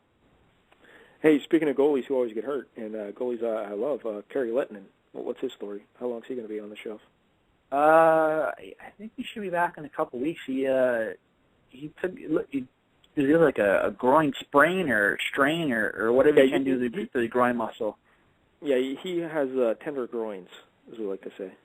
Kerry Lettinen. Yeah, he was been pretty healthy since he came over to the Stars, and he his years in Atlanta were, as we know, dogged by injury, and he kind of recommitted himself to conditioning and getting in better shape, and it showed. It's been fantastic since he came over from the Stars, and he was just making a little kick save a couple weeks back, and he just crumpled afterwards, and it looked like there's something with the groin. He's been on the shelf for the last couple weeks, and Andrew Raycroft has been the guy for him so far. Andrew Raycroft, wow. Yeah, who canceled? Lane Locker? Very good. Or Jim Carrey. You never know. Yeah. Now, getting back to Ovechkin, we got to talk about this because Larry didn't even know about this story. But remember, Larry, we were trying to get John Steigerwald on the show? Remember that? Oh, God. Yeah, we were going to get Steigerwald on the show. He's a local Pittsburgh sports celebrity. Lunatic? Really. And then Larry hates him. And then, of course, his brother Paul does games for the Penguins. He's a color commentator. And Steigerwald has a little blog. I forget what it's called, Just Watch the Game or something, I think. And this past week, he wrote a column where I didn't even read it, but apparently what he did was he insinuated that Ovechkin's problems, his recent issues with scoring and whatnot, dating back to last season and now this season, is because he quit doing steroids. Now, that's a fine premise if you can support it in some way. But apparently Steigerwald really couldn't, and he made some, errors in fact. Would that be a good summary of what happened? Yeah, that'd be good wording. Like he tried to link Ovechkin to steroids, just the fact that his parents were athletes in the former Soviet, system, and that I think he even connected him to Tiger Woods' former doctor, even though Ovechkin has no connection to Tiger Woods' doctor. Right, yeah. It was just that a former doctor of the Capitals was arrested for selling steroids a couple of years ago, but he was only linked to, I believe the story was just a few members of the Washington Redskins. There was no connection at all.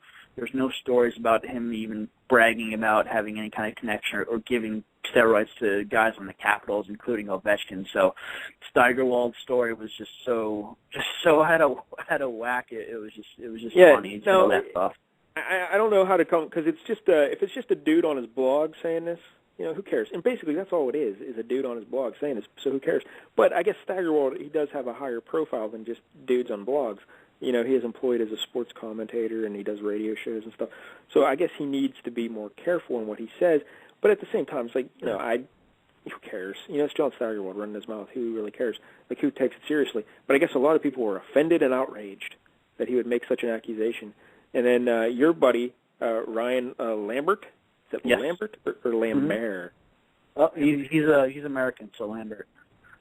Tell him to go with Lambert. Yeah, Lambert. Yeah, see what he can do. It'll be better for his career. So anyway, he writes a little thing about Steigerwald, and he just rips Steigerwald apart and, whatever. So then Steigerwald apparently invites Lambert on his show, and all hell breaks loose. Is that basically what happened? Yeah, it was pretty much 30 minutes of Steigerwald talking down to Ryan the whole time, and I'm sure if you took a stopwatch on the amount of time Ryan talked compared to Steigerwald, it'd be maybe 27 minutes total for Steigerwald and 3 minutes for Lambert the entire time. Steigerwald was just stumbling on and stammering and trying to back up his points, which were just so lost, and he kept going on these weird tangents. There was one tangent where he like you mentioned, he tied in Ovechkin's mother because she was a member of the Soviet basketball team in the 70s and that system to Tiger Woods. It was just all over the place and such a hilarious interview. And Steigerwald even said, my opinion is not based on facts. He was just pretty much throwing it out there that he believes because Ovechkin all of a sudden had this big drop off from his initial point totals from his early years that apparently he's off, the steroids, even though, the NHL has a steroid testing program, as well as Ovechkin gets tested every year when he plays in the World Championships every April and May, and he's not failed the test. And there's been no stories, no mainstream gossip about Ovechkin, taking performance-enhancing drugs, and yet Steigerwald decided to throw it out there. Yeah, because if he let's go off the premise that he was taking steroids. Then why did he stop? Right. Why wouldn't he do that? Yeah, exactly. Why wouldn't he go back on, considering the way he's been playing the last year and a half? Yeah, because it's not like this is a 2-week slump. It's basically 100 games or so. He hasn't right. been himself. I mean, they put up a stat the other day through the last 100 games, like Chris Kunitz has more goals than Ovechkin, apparently. Right. So, yeah. So at some point, maybe Ovi would realize, hey, I need to go back on the juice. You know, like, why would he stop? That's what I don't know. And unless you want to get real, yeah, and say, well, the NHL, he did fail a test, and the NHL's covering up. But again, that would be a hell of a story. But you got to have something. You know, you can't just throw it out there and slander a guy and just say, oh, well, I'm just, it's just my opinion. Well, you can't just do that. And I know in this day and age, everyone's suspect of players, specifically guys, playing baseball, but you can't just say, oh. Well, and also George LaRock came out. I guess he wrote a book recently where he said a lot of NHL players use steroids. And if you read his book, he had no, specific instances. He just made a blanket accusation. There was no specifics in his statement, which really kind of loses all merit if you think about it. And I guess LaRock kind of insinuated that if you want to know who, like he didn't name names, but he said just look at the guys who have off years when there's like Olympic competition. And, if you go back, Ovechkin had trouble after the Olympics, and even, he kind of had a down year the Olympics before, I guess you could say. But it's still, maybe Steigerwald put the 2 and 2 together there and came up with a little fairy tale. But I don't know, who knows. But what was I going to say? Look, no, you put up a link on the Puck Daddy to the interview, and I wasn't able to listen to it because it wouldn't play on the iPad. And then I still haven't heard it. Now, Larry, did you go listen to the interview? Yeah. What'd you think? I didn't listen to it. Oh, okay. I guess at one point, your buddy Lambert, he said, well, I could just say Sidney Crosby's a vampire. Right? Yes. And you have no way of, prove me wrong that he's not a vampire. And I guess that because the reason I became aware of all this was I was checking my Twitters, and I looked on trending topics, and what the hell? Well, first of all, you Twittered it out. You said, hey, look, John Steigerwald is a trending topic. And I said, what? John Steigerwald? Does he even know Twitter exists? And he's a trending topic? And there it is, right there. It's Steigerwald, a trending topic. And then pretty much, like Crosby's a vampire was, I don't know if it was trending, but it became a popular little hashtag and stuff.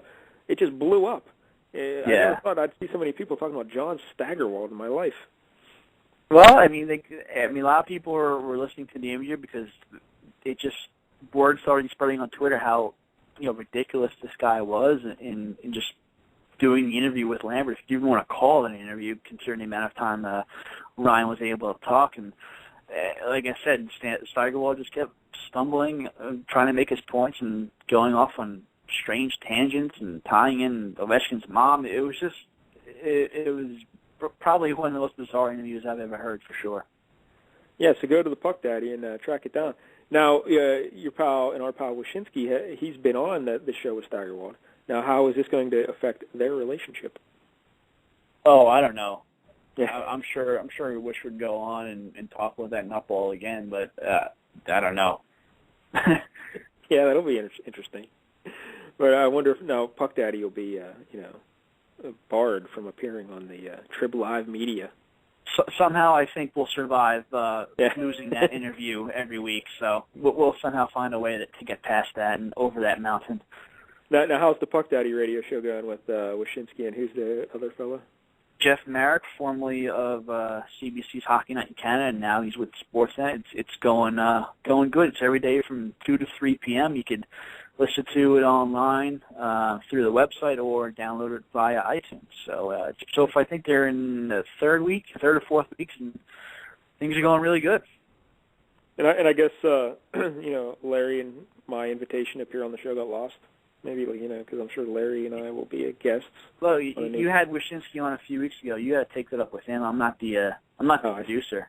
I have nothing. I have no part in the radio show. So I'll put in a good Larry, word you'd for like to go on a hockey radio show, wouldn't you? Not particularly, Right. Now, when I heard about this Steigerwald Ovechkin stuff, I thought, what the hell, we missed the boat, because we almost had Steigerwald on the show. Well, I mean, we almost wanted to have him on the show, let's put it that way. And you did. But if we would have had him on the show and he said that stuff about Ovechkin, Larry and I could have been trending topics on the Twitters. Right, Larry? Well, remember, you guys broke the news. You had Matthew Barnaby on the show when he broke the news that he was interviewing to replace Barry Melrose. Yeah, that's right. We put him on ESPN. That was because of us. Yeah, of course. That puts him over. And we probably wrecked him. Yeah, look at it ended. Yeah, and the curse of LCS is now going to get him deported. But hey, those are the risks you take. Has anyone heard of Ron Tugnut lately? Yeah, I don't really think so. It's been kind of quiet. But Larry and I, we missed the boat. We could have been, trending topics. We could have been on all the Twitter feeds and whatnot. So I said, Larry, why don't you come up with, for the top 11 this week, top 11 scandalous stories we can break right here on LCS and just, make up some stuff about athletes. So, Larry, did you put together a little list? I put together a list. I don't know if I did it exactly like that. I kind of I looked at it as the viewpoint. These are stories that if I went on TMZ, because I go on the TMZ pretty much, twice an hour at least. Can't get enough pictures of JoJo. Yeah, these are the stories I want to see on the headlines. These are the headlines I want to read when I go on TMZ. So they're not all necessarily sports. Oh, okay. So, all right. Yeah. But if we were to break these stories, Larry, would we become trending topics? Sure. All right. That's all I care about. All right. We got to get the LCS radio out there. We got to become popular, Larry. Yeah. I don't think that's going to ever happen, Mike, though. Okay. But, anyways. All right, so, once again, this is like, if I go into TMZ, these are the headlines I want to see. So, coming in number 11, Mike, though, we got, broke Jennifer Lopez, now known as Jenny on the Block. See, couldn't you see that, on the top of the TMZ? Because I really hate the Jennifer Lopez. Yeah, I could see that on the TMZ, but I couldn't really see us, getting popular for breaking that story. Oh, see? No, not at all. Once again. Yeah. Number 10. Number 10 on my list, A Christmas Story to get its own channel. Yes. Please. See, Sean Leahy loves it. I love it. Love them. I can't wait. A couple more weeks. Now, Larry, have you started watching A Christmas Story yet? No, but I did watch Emmett Otter's Joke Band Christmas twice so far. Yeah, that's good. Yeah, it's on Netflix. If people have the Netflix, you can stream it on the Netflix. Yeah, Sean Leahy. In the old days, Larry, didn't you watch Christmas Story every day after, once Thanksgiving hit? Every day till Christmas, you watched it at least once. Right. I don't do that anymore because I don't have a copy of it. I just never bought it. Oh, wow, that sucks. I haven't seen that. Is it? I keep looking for it on on TV with all these Christmas shows. Is it on network TV these days, or is it just Emmett Otter's Joke Band Christmas? It's on Netflix. Oh, so it's on CBS or ABC with the Charlie Browns and shows. I've never seen it on TV because it was an HBO thing. Yeah, it was HBO. Okay. Gotcha. Yeah. I don't know. I'll check that out on Netflix. But by the way, the intro music tonight of the start of the show was from Emmett Otter, Barbecue. Barbecue. Listen, my spirits. No. All right, Larry, number 9. Oh, you know what bothered me about Emmett Otter though? When I was watching it today, you remember the scene towards the end where Emmett and his mother are deciding whether or not they are going to do the talent show because neither one of them have money and yada yada yada. So through the characters' voices, you hear Emmett's mom say, "Pa would hawk that tool chest." Yeah. And then you hear Emmett say, "Pa would put a hole in that wash tub." That's right. Doesn't Pa sound like an asshole to you? Well, he was a snake oil salesman. Yeah. He's just going to fuck everybody's shit up just to benefit himself. You know what I mean? Paul just sounds like a real dick to me. Yeah. Number 9, I got Angelina Jolie adopts Sean Leahy. Oh, wow. Yeah. Wow. Now, see right there, that's a Jimmy Darby situation. Uh-oh. You know what I'm saying, Leahy?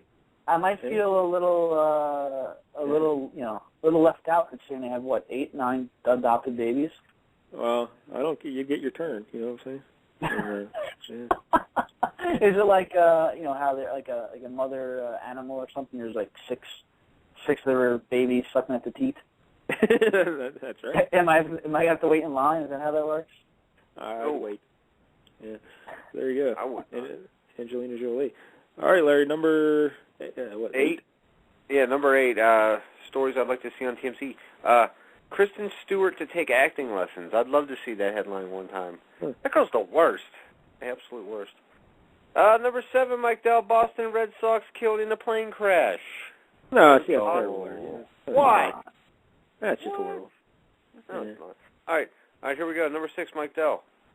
Tina Fey reveals all in Playgirl. Not Playboy.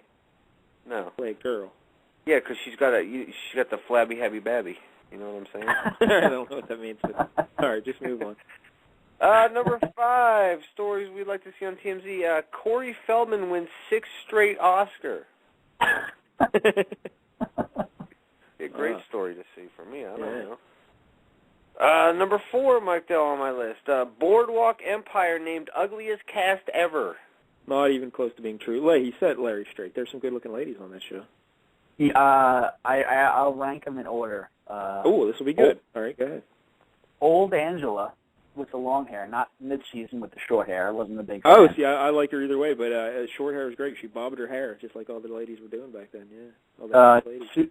2 is Katie, the Nucky's, the maid for Nucky and Miss Schroeder. Oh my goodness! I know you talked about it a couple weeks ago. That was lovely. Holy hell! Yeah. Wow. Yeah, that one scene. Oh my goodness. Yeah. Yeah. And 3 would have to be Jimmy's mom, which is who's that? Gretchen Mol, right? Gretchen Mol. Yeah, Jimmy's mom. Yeah. No, the widow Schroeder. No, Maggie Schroeder. No. Really? She's got a bit of a pie face. Oh. Not a fan. Not a fan of her.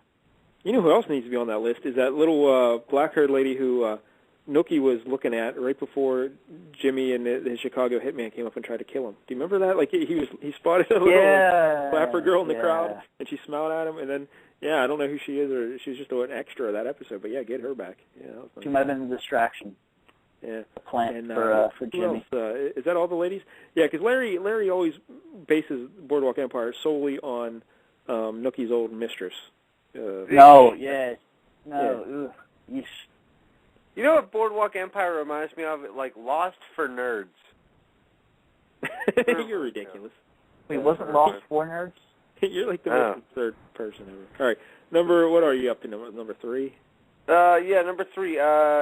Stories I'd like to see on TMZ. Magic Johnson runs a train on the Kardashian family. That is horrible on so many levels. I don't know which I'm more offended by. But all right, number 2. Number 2 on my list. Now, listen to this, Mike Dell, because you know what? This is going to actually happen. Number 2, Abigail Breslin turns 18. That's going to be fantastic to see, because then all of a sudden, the guilt goes away. You're a disturbing individual. I hear you. I really do. And then number 1, stories I'd like to see on the TMZ there, Mike Dell. Prenup be damned. Rachel Lee Cook to marry Natrona Heights man. Yeah, that ain't happening. Yeah. Son of a bitch. You can pretty much book that. Well, thanks, Larry. Once again, not exactly sure how any of those things would help, or increase our popularity or get us to be a trending topic. But all right, well done. Yeah. Huh? Yeah. I'm not really looking to capitalize on the Twitter. I was listening to NPR today, and they did a whole thing about how Twitter's really kind of crooked, and they censor some of the topics. Yeah. So is NPR. So what do you want? What do you want? I'm just saying, there's no guarantee we would ever trend because they'll try to keep us down. Yeah. So does Google.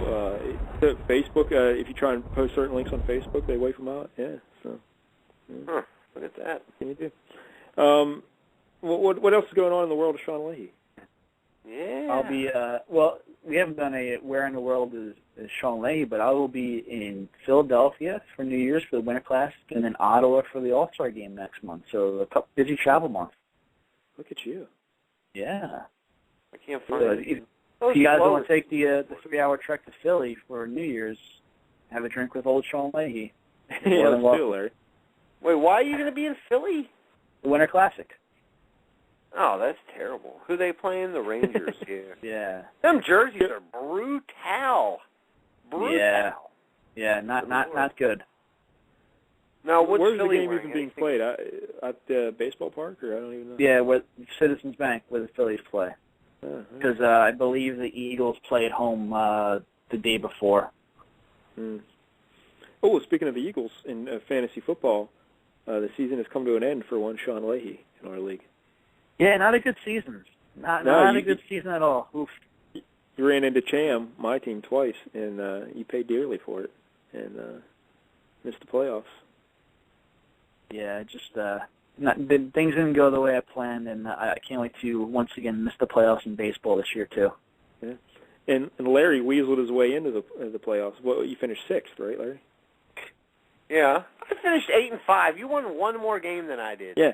Well, I was 9-4. I finished tied for the best record. I ended up being second because our buddy Dave Miller had like 10 more points than me overall. But I had like almost 200 more points scored against me than any other team in the league. I had like the worst luck possible, and I still finished 9-4. Are you impressed, Larry? Not really. Your team's a Yeah. paper champion every So I year. get a bye week.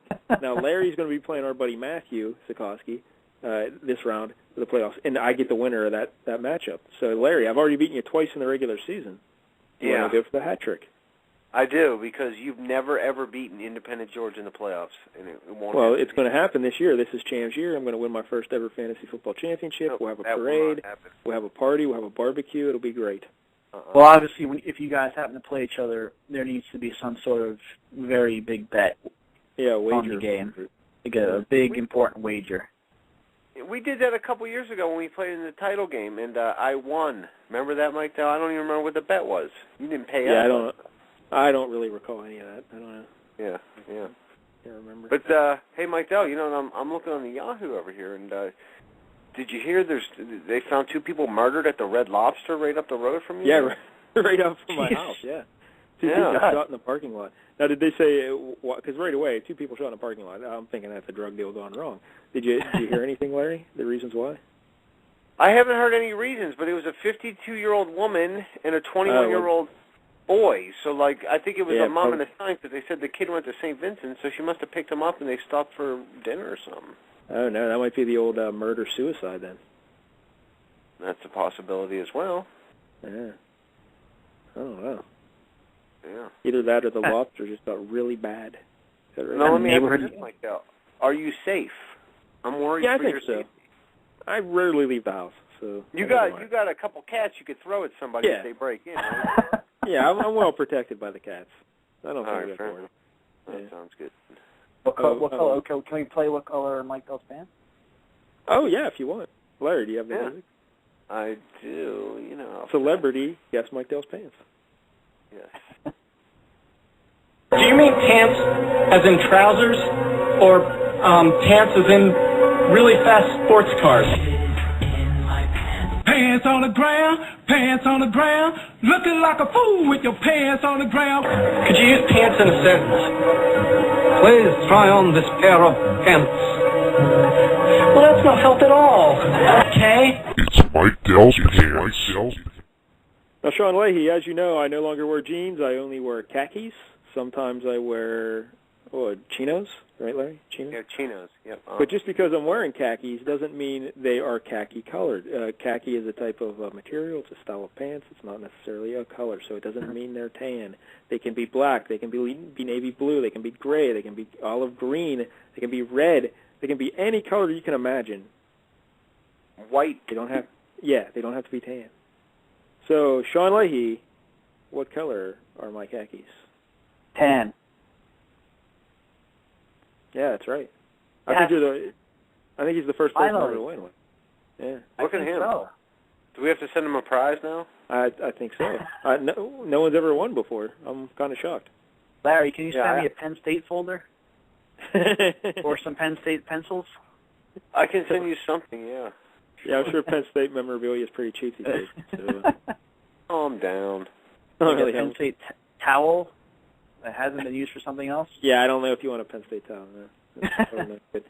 Now, Leahy, when Jim Ivino comes on, we usually ask him what's in his Netflix. Didn't we used to do that with you? Have you seen anything on your Netflix lately? Oh, yeah. I've been going through my queue lately. I just watched the other day Captain America. Oh, now see, I haven't seen that. Is it any good?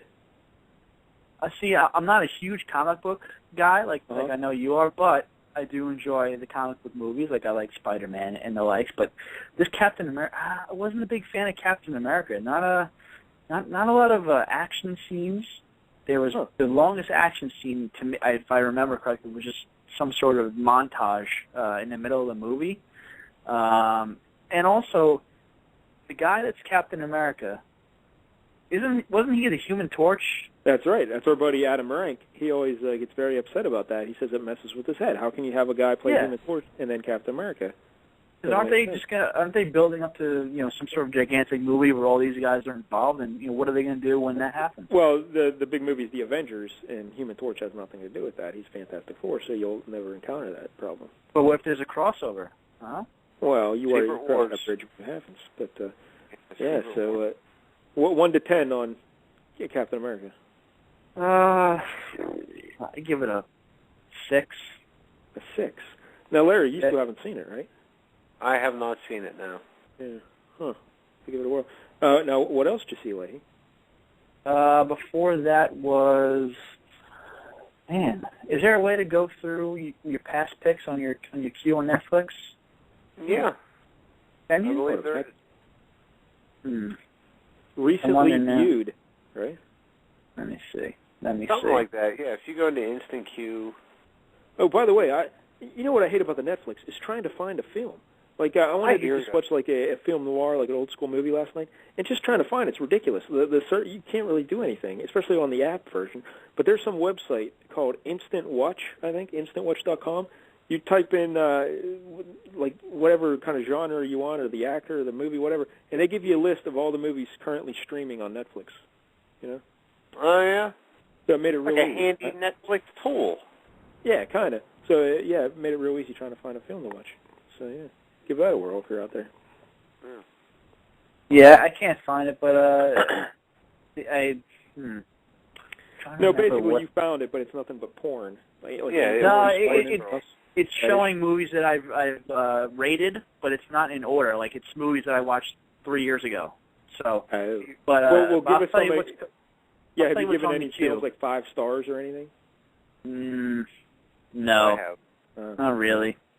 Nothing good. But upcoming, the next one I got coming is the first Sherlock Holmes movie with Robert Downey Jr. I don't know if that's any good. Have you guys seen that one? Yeah. Yeah, it's very good. And then then after that, I remember, Larry, you were talking about this a few months ago, that movie Gacy House? Yeah. Is that all right? Nah, it's pretty lame. Oh, I'll take that one off. And then and then after your great description of it last week, I had to put Super 8 on the list. Oh, Super 8, goddamn. It just sounded so ridiculous I needed to watch. It's just So, Leahy, you live, out in, like, the Long Island there or something? Yes. You guys don't have Redbox out there? Yeah, actually we do. There's a 7-Eleven right up the block from me. Why don't you have a Redbox it? You could watch a lot of in the ass, right now. It? Yeah, it is a pain in the ass. I like, I could stream it on my computer, or I could get the disc in the mail. It's just a lot easier. I don't got to leave the house. How is Redbox not a pain in the ass, Larry? It's the very definition of a pain in the ass. You got to leave your house to get it, then you got to leave your house again to take it back within 1 day, right? It's $1, though. Who cares? But that's still a lot of driving back and forth. I know, but the Redboxes, at least for me, they're a mile away. It's like a 2-minute drive. It's not that big of a deal. I don't have to deal with anybody. I just walk in, I shove the movie in the side, and I'm done. I walk away. It's 10 seconds. I don't got to deal with anybody the way I do it either. I don't have to get out of my off my couch, out of my chair. I can just order the movie, watch it, done. You know? You're the one always yiping about, you got to get out in that sun, Larry. You got to get out in that sun. These vitamins and stuff in it. Yeah, vitamin D. You need the vitamin D. It's the best thing for you. But I like to stay in the basement with cats. So, hey, you know what? I want to talk hockey a little bit, real quick. You know what I really hate? And I know you guys will know what I'm talking about, but I hate the way Dan Bylsma just calls everybody by their number. I hate that so much. Like, 87 had a good night tonight, but 71 was a little this and that. And but Larry, that's pretty common throughout sports. I hate it. It's either that or adding an IE or a Y to the end of the guy's last name, like Stalsey or Brooksy. Yeah. Something like that. It's a hockey thing. Yeah, everybody's just an S or an IE as far as nicknames go, yeah. Hey, Leahy, what do you think about the numbers on the front of the helmets now this year? I didn't think it was a big deal. I mean, I believe they did it for the broadcasters, which I still don't understand, considering there's those huge numbers on the backs of the jerseys as well as on the arms. And on some teams, sometimes on the front. But I don't notice them, watching the games on TV or in person. So I guess if they help the officials and the broadcasters, then, no biggies to me. And it helps Danny Bowsma say, hey, 7-1. But yeah, I thought it'd be annoying, but I think it looks all right. I don't have a problem. Yeah. Larry, any opinions on numbers on helmets? I don't care. All right, fair enough. All right, well, I guess we're about out of show. But Leahy, anything else you'd like to tell the kids? Don't forget, 24/7 starts a week from tonight. Oh, you know what? I did forget. On the HBO. Yeah, I did forget. Yeah. So I'll be looking forward to that because it'll be good. Because John Tortorella is just going to go nuts, right? Tortorella, you're going to have Ilya Bryzgalov, who's a funny guy. Oh yeah, he's going to be Yager. He's going to be the breakout star, Bryzgalov. Yeah, and I don't know how much Pronger's going to be involved because he's out until, I believe, right up until the Winter Classic game. I think he's out until like late December, early January. So I don't know. It'd be a shame if he's not a part of it because he's definitely a good guy for a quote. But Yager just came back, right, from his little groin injury. Yep. He had he scored tonight. Oh, look at him. So we'll have Puffnuts there. But yeah, Bryzgalov, if you don't know anything about Ilya Bryzgalov, he's all oatmeal north of the eyebrows. He's all loopy. He's just nuts, right?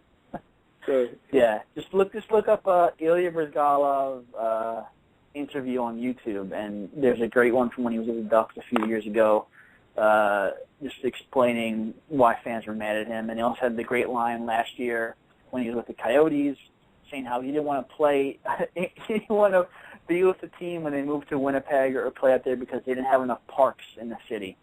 That's right. And he's just his voice alone is just, you'd laugh at it very easily, and that line itself is funny. So he's a very interesting cat. Yeah, but Tortorella and Bryzgalov, that's going to be entertainment, Larry. I don't know why you wouldn't want to tune in. I don't have HBO. Oh, that's right. That makes it tough. Yeah, that hurts. Well, those episodes are usually on YouTube within a couple days of them going up on HBO, so you shouldn't have any problem keeping up with it. Yeah, we'll see. I like to watch Katy Perry videos when I'm on the YouTube. Hey, Katy Perry with the purple hair and the pink hair. That's a good look. Or the one from Sesame Street, Larry. Oh yeah. But what about Max Talbot? Do you think he'll hit on more Christmas elves this year? Because he's going to be on it. Yeah, I'm sure the HBO cameras will be at the Flyers Christmas party whenever that is, and make sure that he's mic'd up if he's hitting on any of those lovely elves or any kind of. That's probably the reason why Talbot's not in Philly. He just wanted to be on 24/7 again. Yeah. Yeah, he's superstar treatment, baby. Yeah, he's always Max Talbot. So, all right, Leahy, well, thanks again for coming on and talking some puck with us.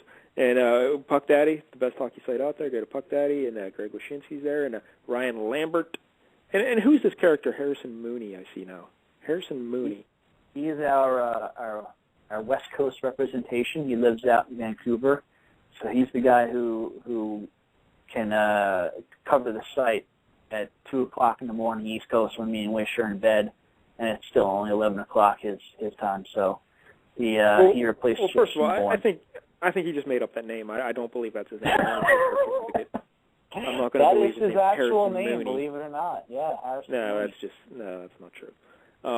But he's a Canucks fan. Yes, he's from Vancouver, so he's a Vancouver Canuck. He loves them Filthy Canucks. Because I did read the article where he said he was upset that the NHL broke up the best rivalry in hockey somehow. Canucks Blackhawks. It's a good rivalry now, but in 5-7 years it won't be like the Penguins and Flyers or Rangers and Islanders or Red Wings and Blackhawks. Or 2 years ago it wasn't a rivalry. Yeah. And so it'll pass. But yeah, there's only about 30 other rivalries more important than that one. But sorry, don't worry about it. But seriously, it won't be a rivalry when they don't meet in the playoffs every year, starting next year. Because I really don't think that's his name. I'd look into that. He could be trying to elude authorities. You think this is some sort of scheme? Like I'm going to get an email from him saying to send him my Social Security number, and he's locked up in some Nigerian prison. Is that what you're saying? I believe that to be true. And you might want to keep an eye on that Lambert kid too, because I don't trust him. I've met Ryan Lambert. He actually slept on my couch last year. So. Whoa. Yeah. Uh-oh. Look out. Hey-oh. Invite. I wasn't sleeping on the couch at the same right? time. Yeah, all right. But, all right, so now and you got the Russian fella on the Puck Daddy staff, right? Yeah, Dimitri. Yeah, he always talks to the Russian kids. And now, how do we even know what he's saying is true?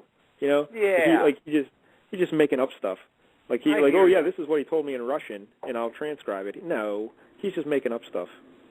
That's actually what the Caps were up. That's what the Caps said when the Alex Semin interview came out a couple years ago when he said, "What's the big deal about Sidney Crosby?" They had some issues with the translation, and I don't think Dimitri fudged those codes whatsoever. And now, is that the entire Puck Daddy staff? I think. Well, we have Dauber Hockey. Who, Dauber Hockey. They do the fantasy hockey every Monday. We also have the player. We have an NHL player, anonymous player who writes about topics in the NHL. Today was actually his latest post about mandatory visors in the NHL and players. Wait, when did this start? The player. When did that start? A couple weeks ago. I think this is his fourth. You know who it is? I know who it is. Is it Damon Lankow? Yeah. No, it's not Damon Lankow. I am sworn to secrecy to reveal the name. So. I could figure it out. I bet. Maybe you can. Maybe he's definitely not a scrub. He's not a superstar. I'll give you that. Yeah. Well, I'm sure he'd appreciate you saying that about him as well. Yeah. That he's not a scrub and he's not a superstar. You're not great. Take that, the player. Yeah. The player. You're okay. And then rounding out the staff, we have Nick Kotsonica, who's actually more of a national columnist guy. He goes to all the big events and he had the Board of Governors meeting early in the week, and that right there is the entire Puck Daddy staff. Well, wait, who is the big time reporter? You said Nick Kotsonica. Oh yeah. Now what happened to that guy Larry and I wanted to have a blood feud with? Remember that guy, Larry? Ross McKeon. Ross McKeon. You know how when general managers in sports, you know how they don't get fired, they just get moved upstairs? Uh-huh. Yeah. That kind of happened with him, except it wasn't upstairs. Oh. Demoted. That's not good. Yeah. So, yeah. That's all. That's what that is. Oh, look at it's like a warning shot across the bow, though, for you and Wyshynski, right? You're next. Yeah. Oh, that would happen 2 years ago. Oh, sorry. Sorry, Ross McKeon. I'm not really up on your career, buddy. You haven't been keeping up with your blood feuds either. Yeah, I need a new one because, of course, Bill Keane passed away back in November, the creator of Family Circus. And I'm looking for a new blood feud partner. And I'll tell you right now, Harrison Mooney might be it. It might be Harrison Mooney. Stepping down from the, he's relinquishing power to his son for the Hurricanes. So. Yeah. No more Mall to Mall, Part 2. Yeah, Carmanis, punk. But there's something. All right, I think we're done. I had something else, but we got to let you go. It's late, and you need to sleep, right? No, I got to watch the rest of the Canes and Oilers. Well, that'll put you to sleep, so don't worry. Yeah, pretty much. Hey, but how about that Nugent Hopkins kid, right? Yeah, he right now he's needed for Rookie of the Year, no doubt. There's a lot of questions at the beginning of the year whether or not he'd have the strength to stay in the NHL past the 9-game mark. And while his face-offs haven't really been the greatest, he's putting up the points, and it's going to be something watching that team develop over the next couple of years. Would he be the greatest hyphenated player right now in professional sports? Right now? Oh. Yeah, Nugent Hopkins. Is there any? Because in the coming years, we're going to see nothing but hyphenated names now. Because all these, fancy kids with their parents who hyphenate names. So Nugent Hopkins is going to lead the way. Yeah, that's a good question. Yeah. I guess for a couple of years there'll be a Mooney Lambert leading the league in scoring or something. Yeah, a bastard child between the two Puck Daddy. That's right. So, all right, Leahy. Thanks, buddy. And once again, go to Puck Daddy and the Puck Daddy Radio 2 to 3, right, on weekdays?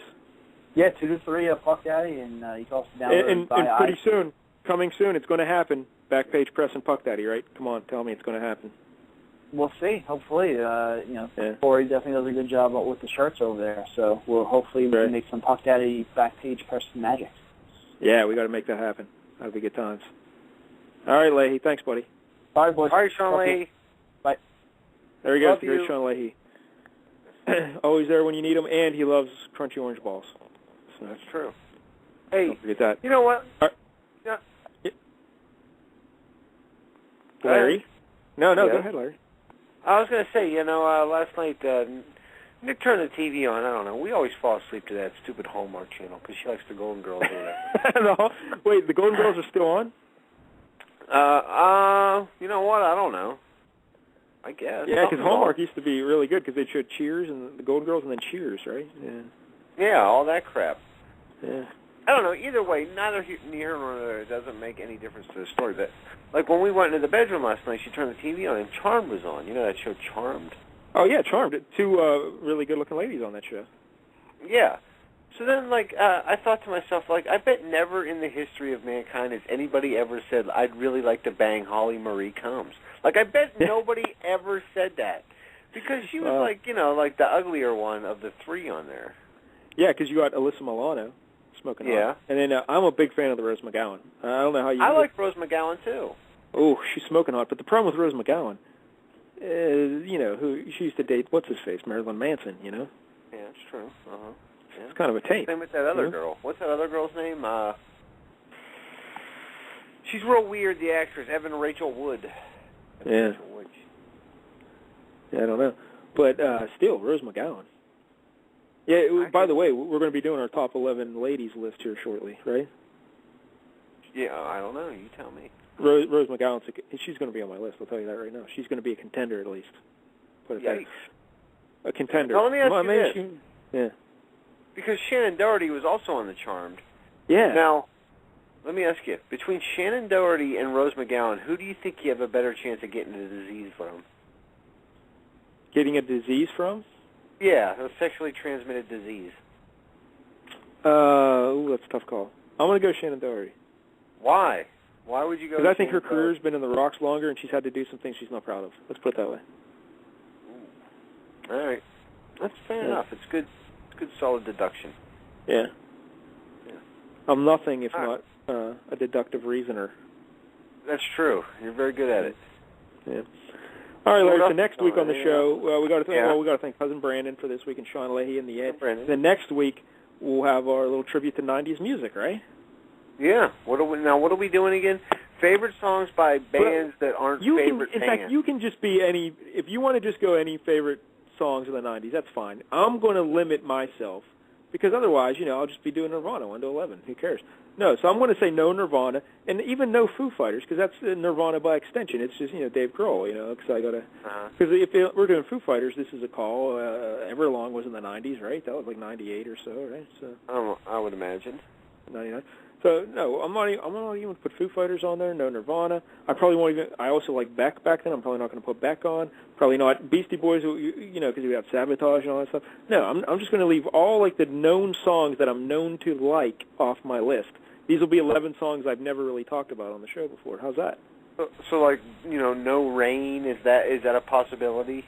For you, yes. No, for you. I hate that song. It's one of the worst. Yeah, no, it's not going to be on my list, so don't worry about it. All right, good. Yeah.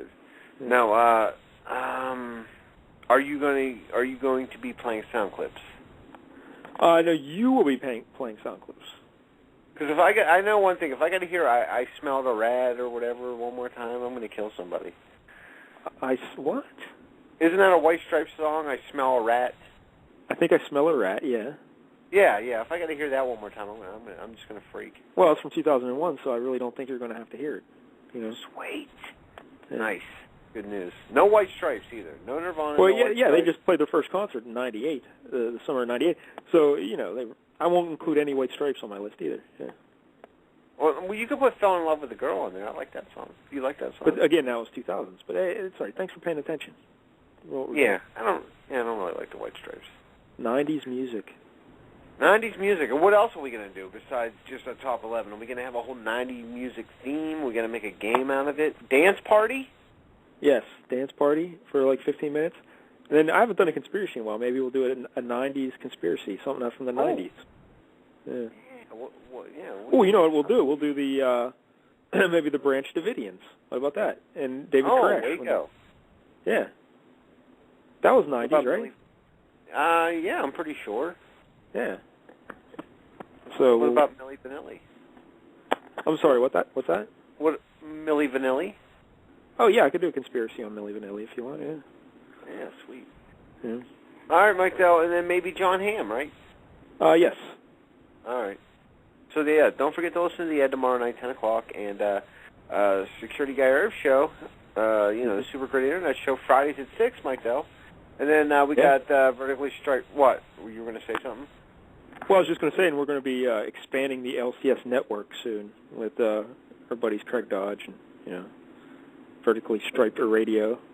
And what other show? Bonadici Sucks. He's got a show, right? Yeah, the No Name Show. The No Name Show. Thanks for paying attention. Yeah, so they'll be joining the LCS network soon enough, and they usually do their shows on the weekends, right? Yeah. Vertically Striped Radio is 5:30 Saturday. That's Eastern. These are all Eastern times because they all live on the West. And the No Name Show is Sunday night at like 10:30, I want to say. And now we just need shows on Monday and Tuesday, and we'd have the whole week covered. Well, I believe that Vertically Striped Radio and the No Name Show combined to do a Survivor-themed show. Now, I'm not sure what night that's on. Yeah. But it's all kinds. We might have 6 nights of programming. Or why don't we do a Boardwalk Empire show, Larry, me and you? No, thank you. All right. Thank you. Now that deal's been finalized? Yeah. The paper's been, it's going to be notarized right now. Wow, look at that. Now, what's that mean? What's this switchboard going to look like? It's going to be very crowded. So, yeah. I'll say. But, all right, well, I guess that's news. News to somebody. Yeah. Not me, but... All right, Mike, though. Next week, John Hamm and 90s music. And we thanked everybody. Now, we told everybody where we can find the Sean Leahy and the Brandon and all that sort of thing. Sean Leahy on the Twitters. Twitter is at Sean Leahy, right? Sean _ Leahy. Is there an underscore? That's what I think I'm so. not sure. Yeah. Well, just search for it. And then, of course, Larry's at I Love Sean Leahy. Exactly. And the Ed is at the Ed from Vegas, right? Ed from Vegas, yeah. Brandon's at Judy Bloom. I'm, of course, at Michael Paul Dell for all your alternative news and scary stories. And, yeah. I like the way you say at. You're like real adamant about it. Yeah. Sean _ Leahy. Yeah. Follow him on the Twitters. Yeah. All right, Mike Dell. That's it. We'll be back next Wednesday. Until then, pass the gin, Governor.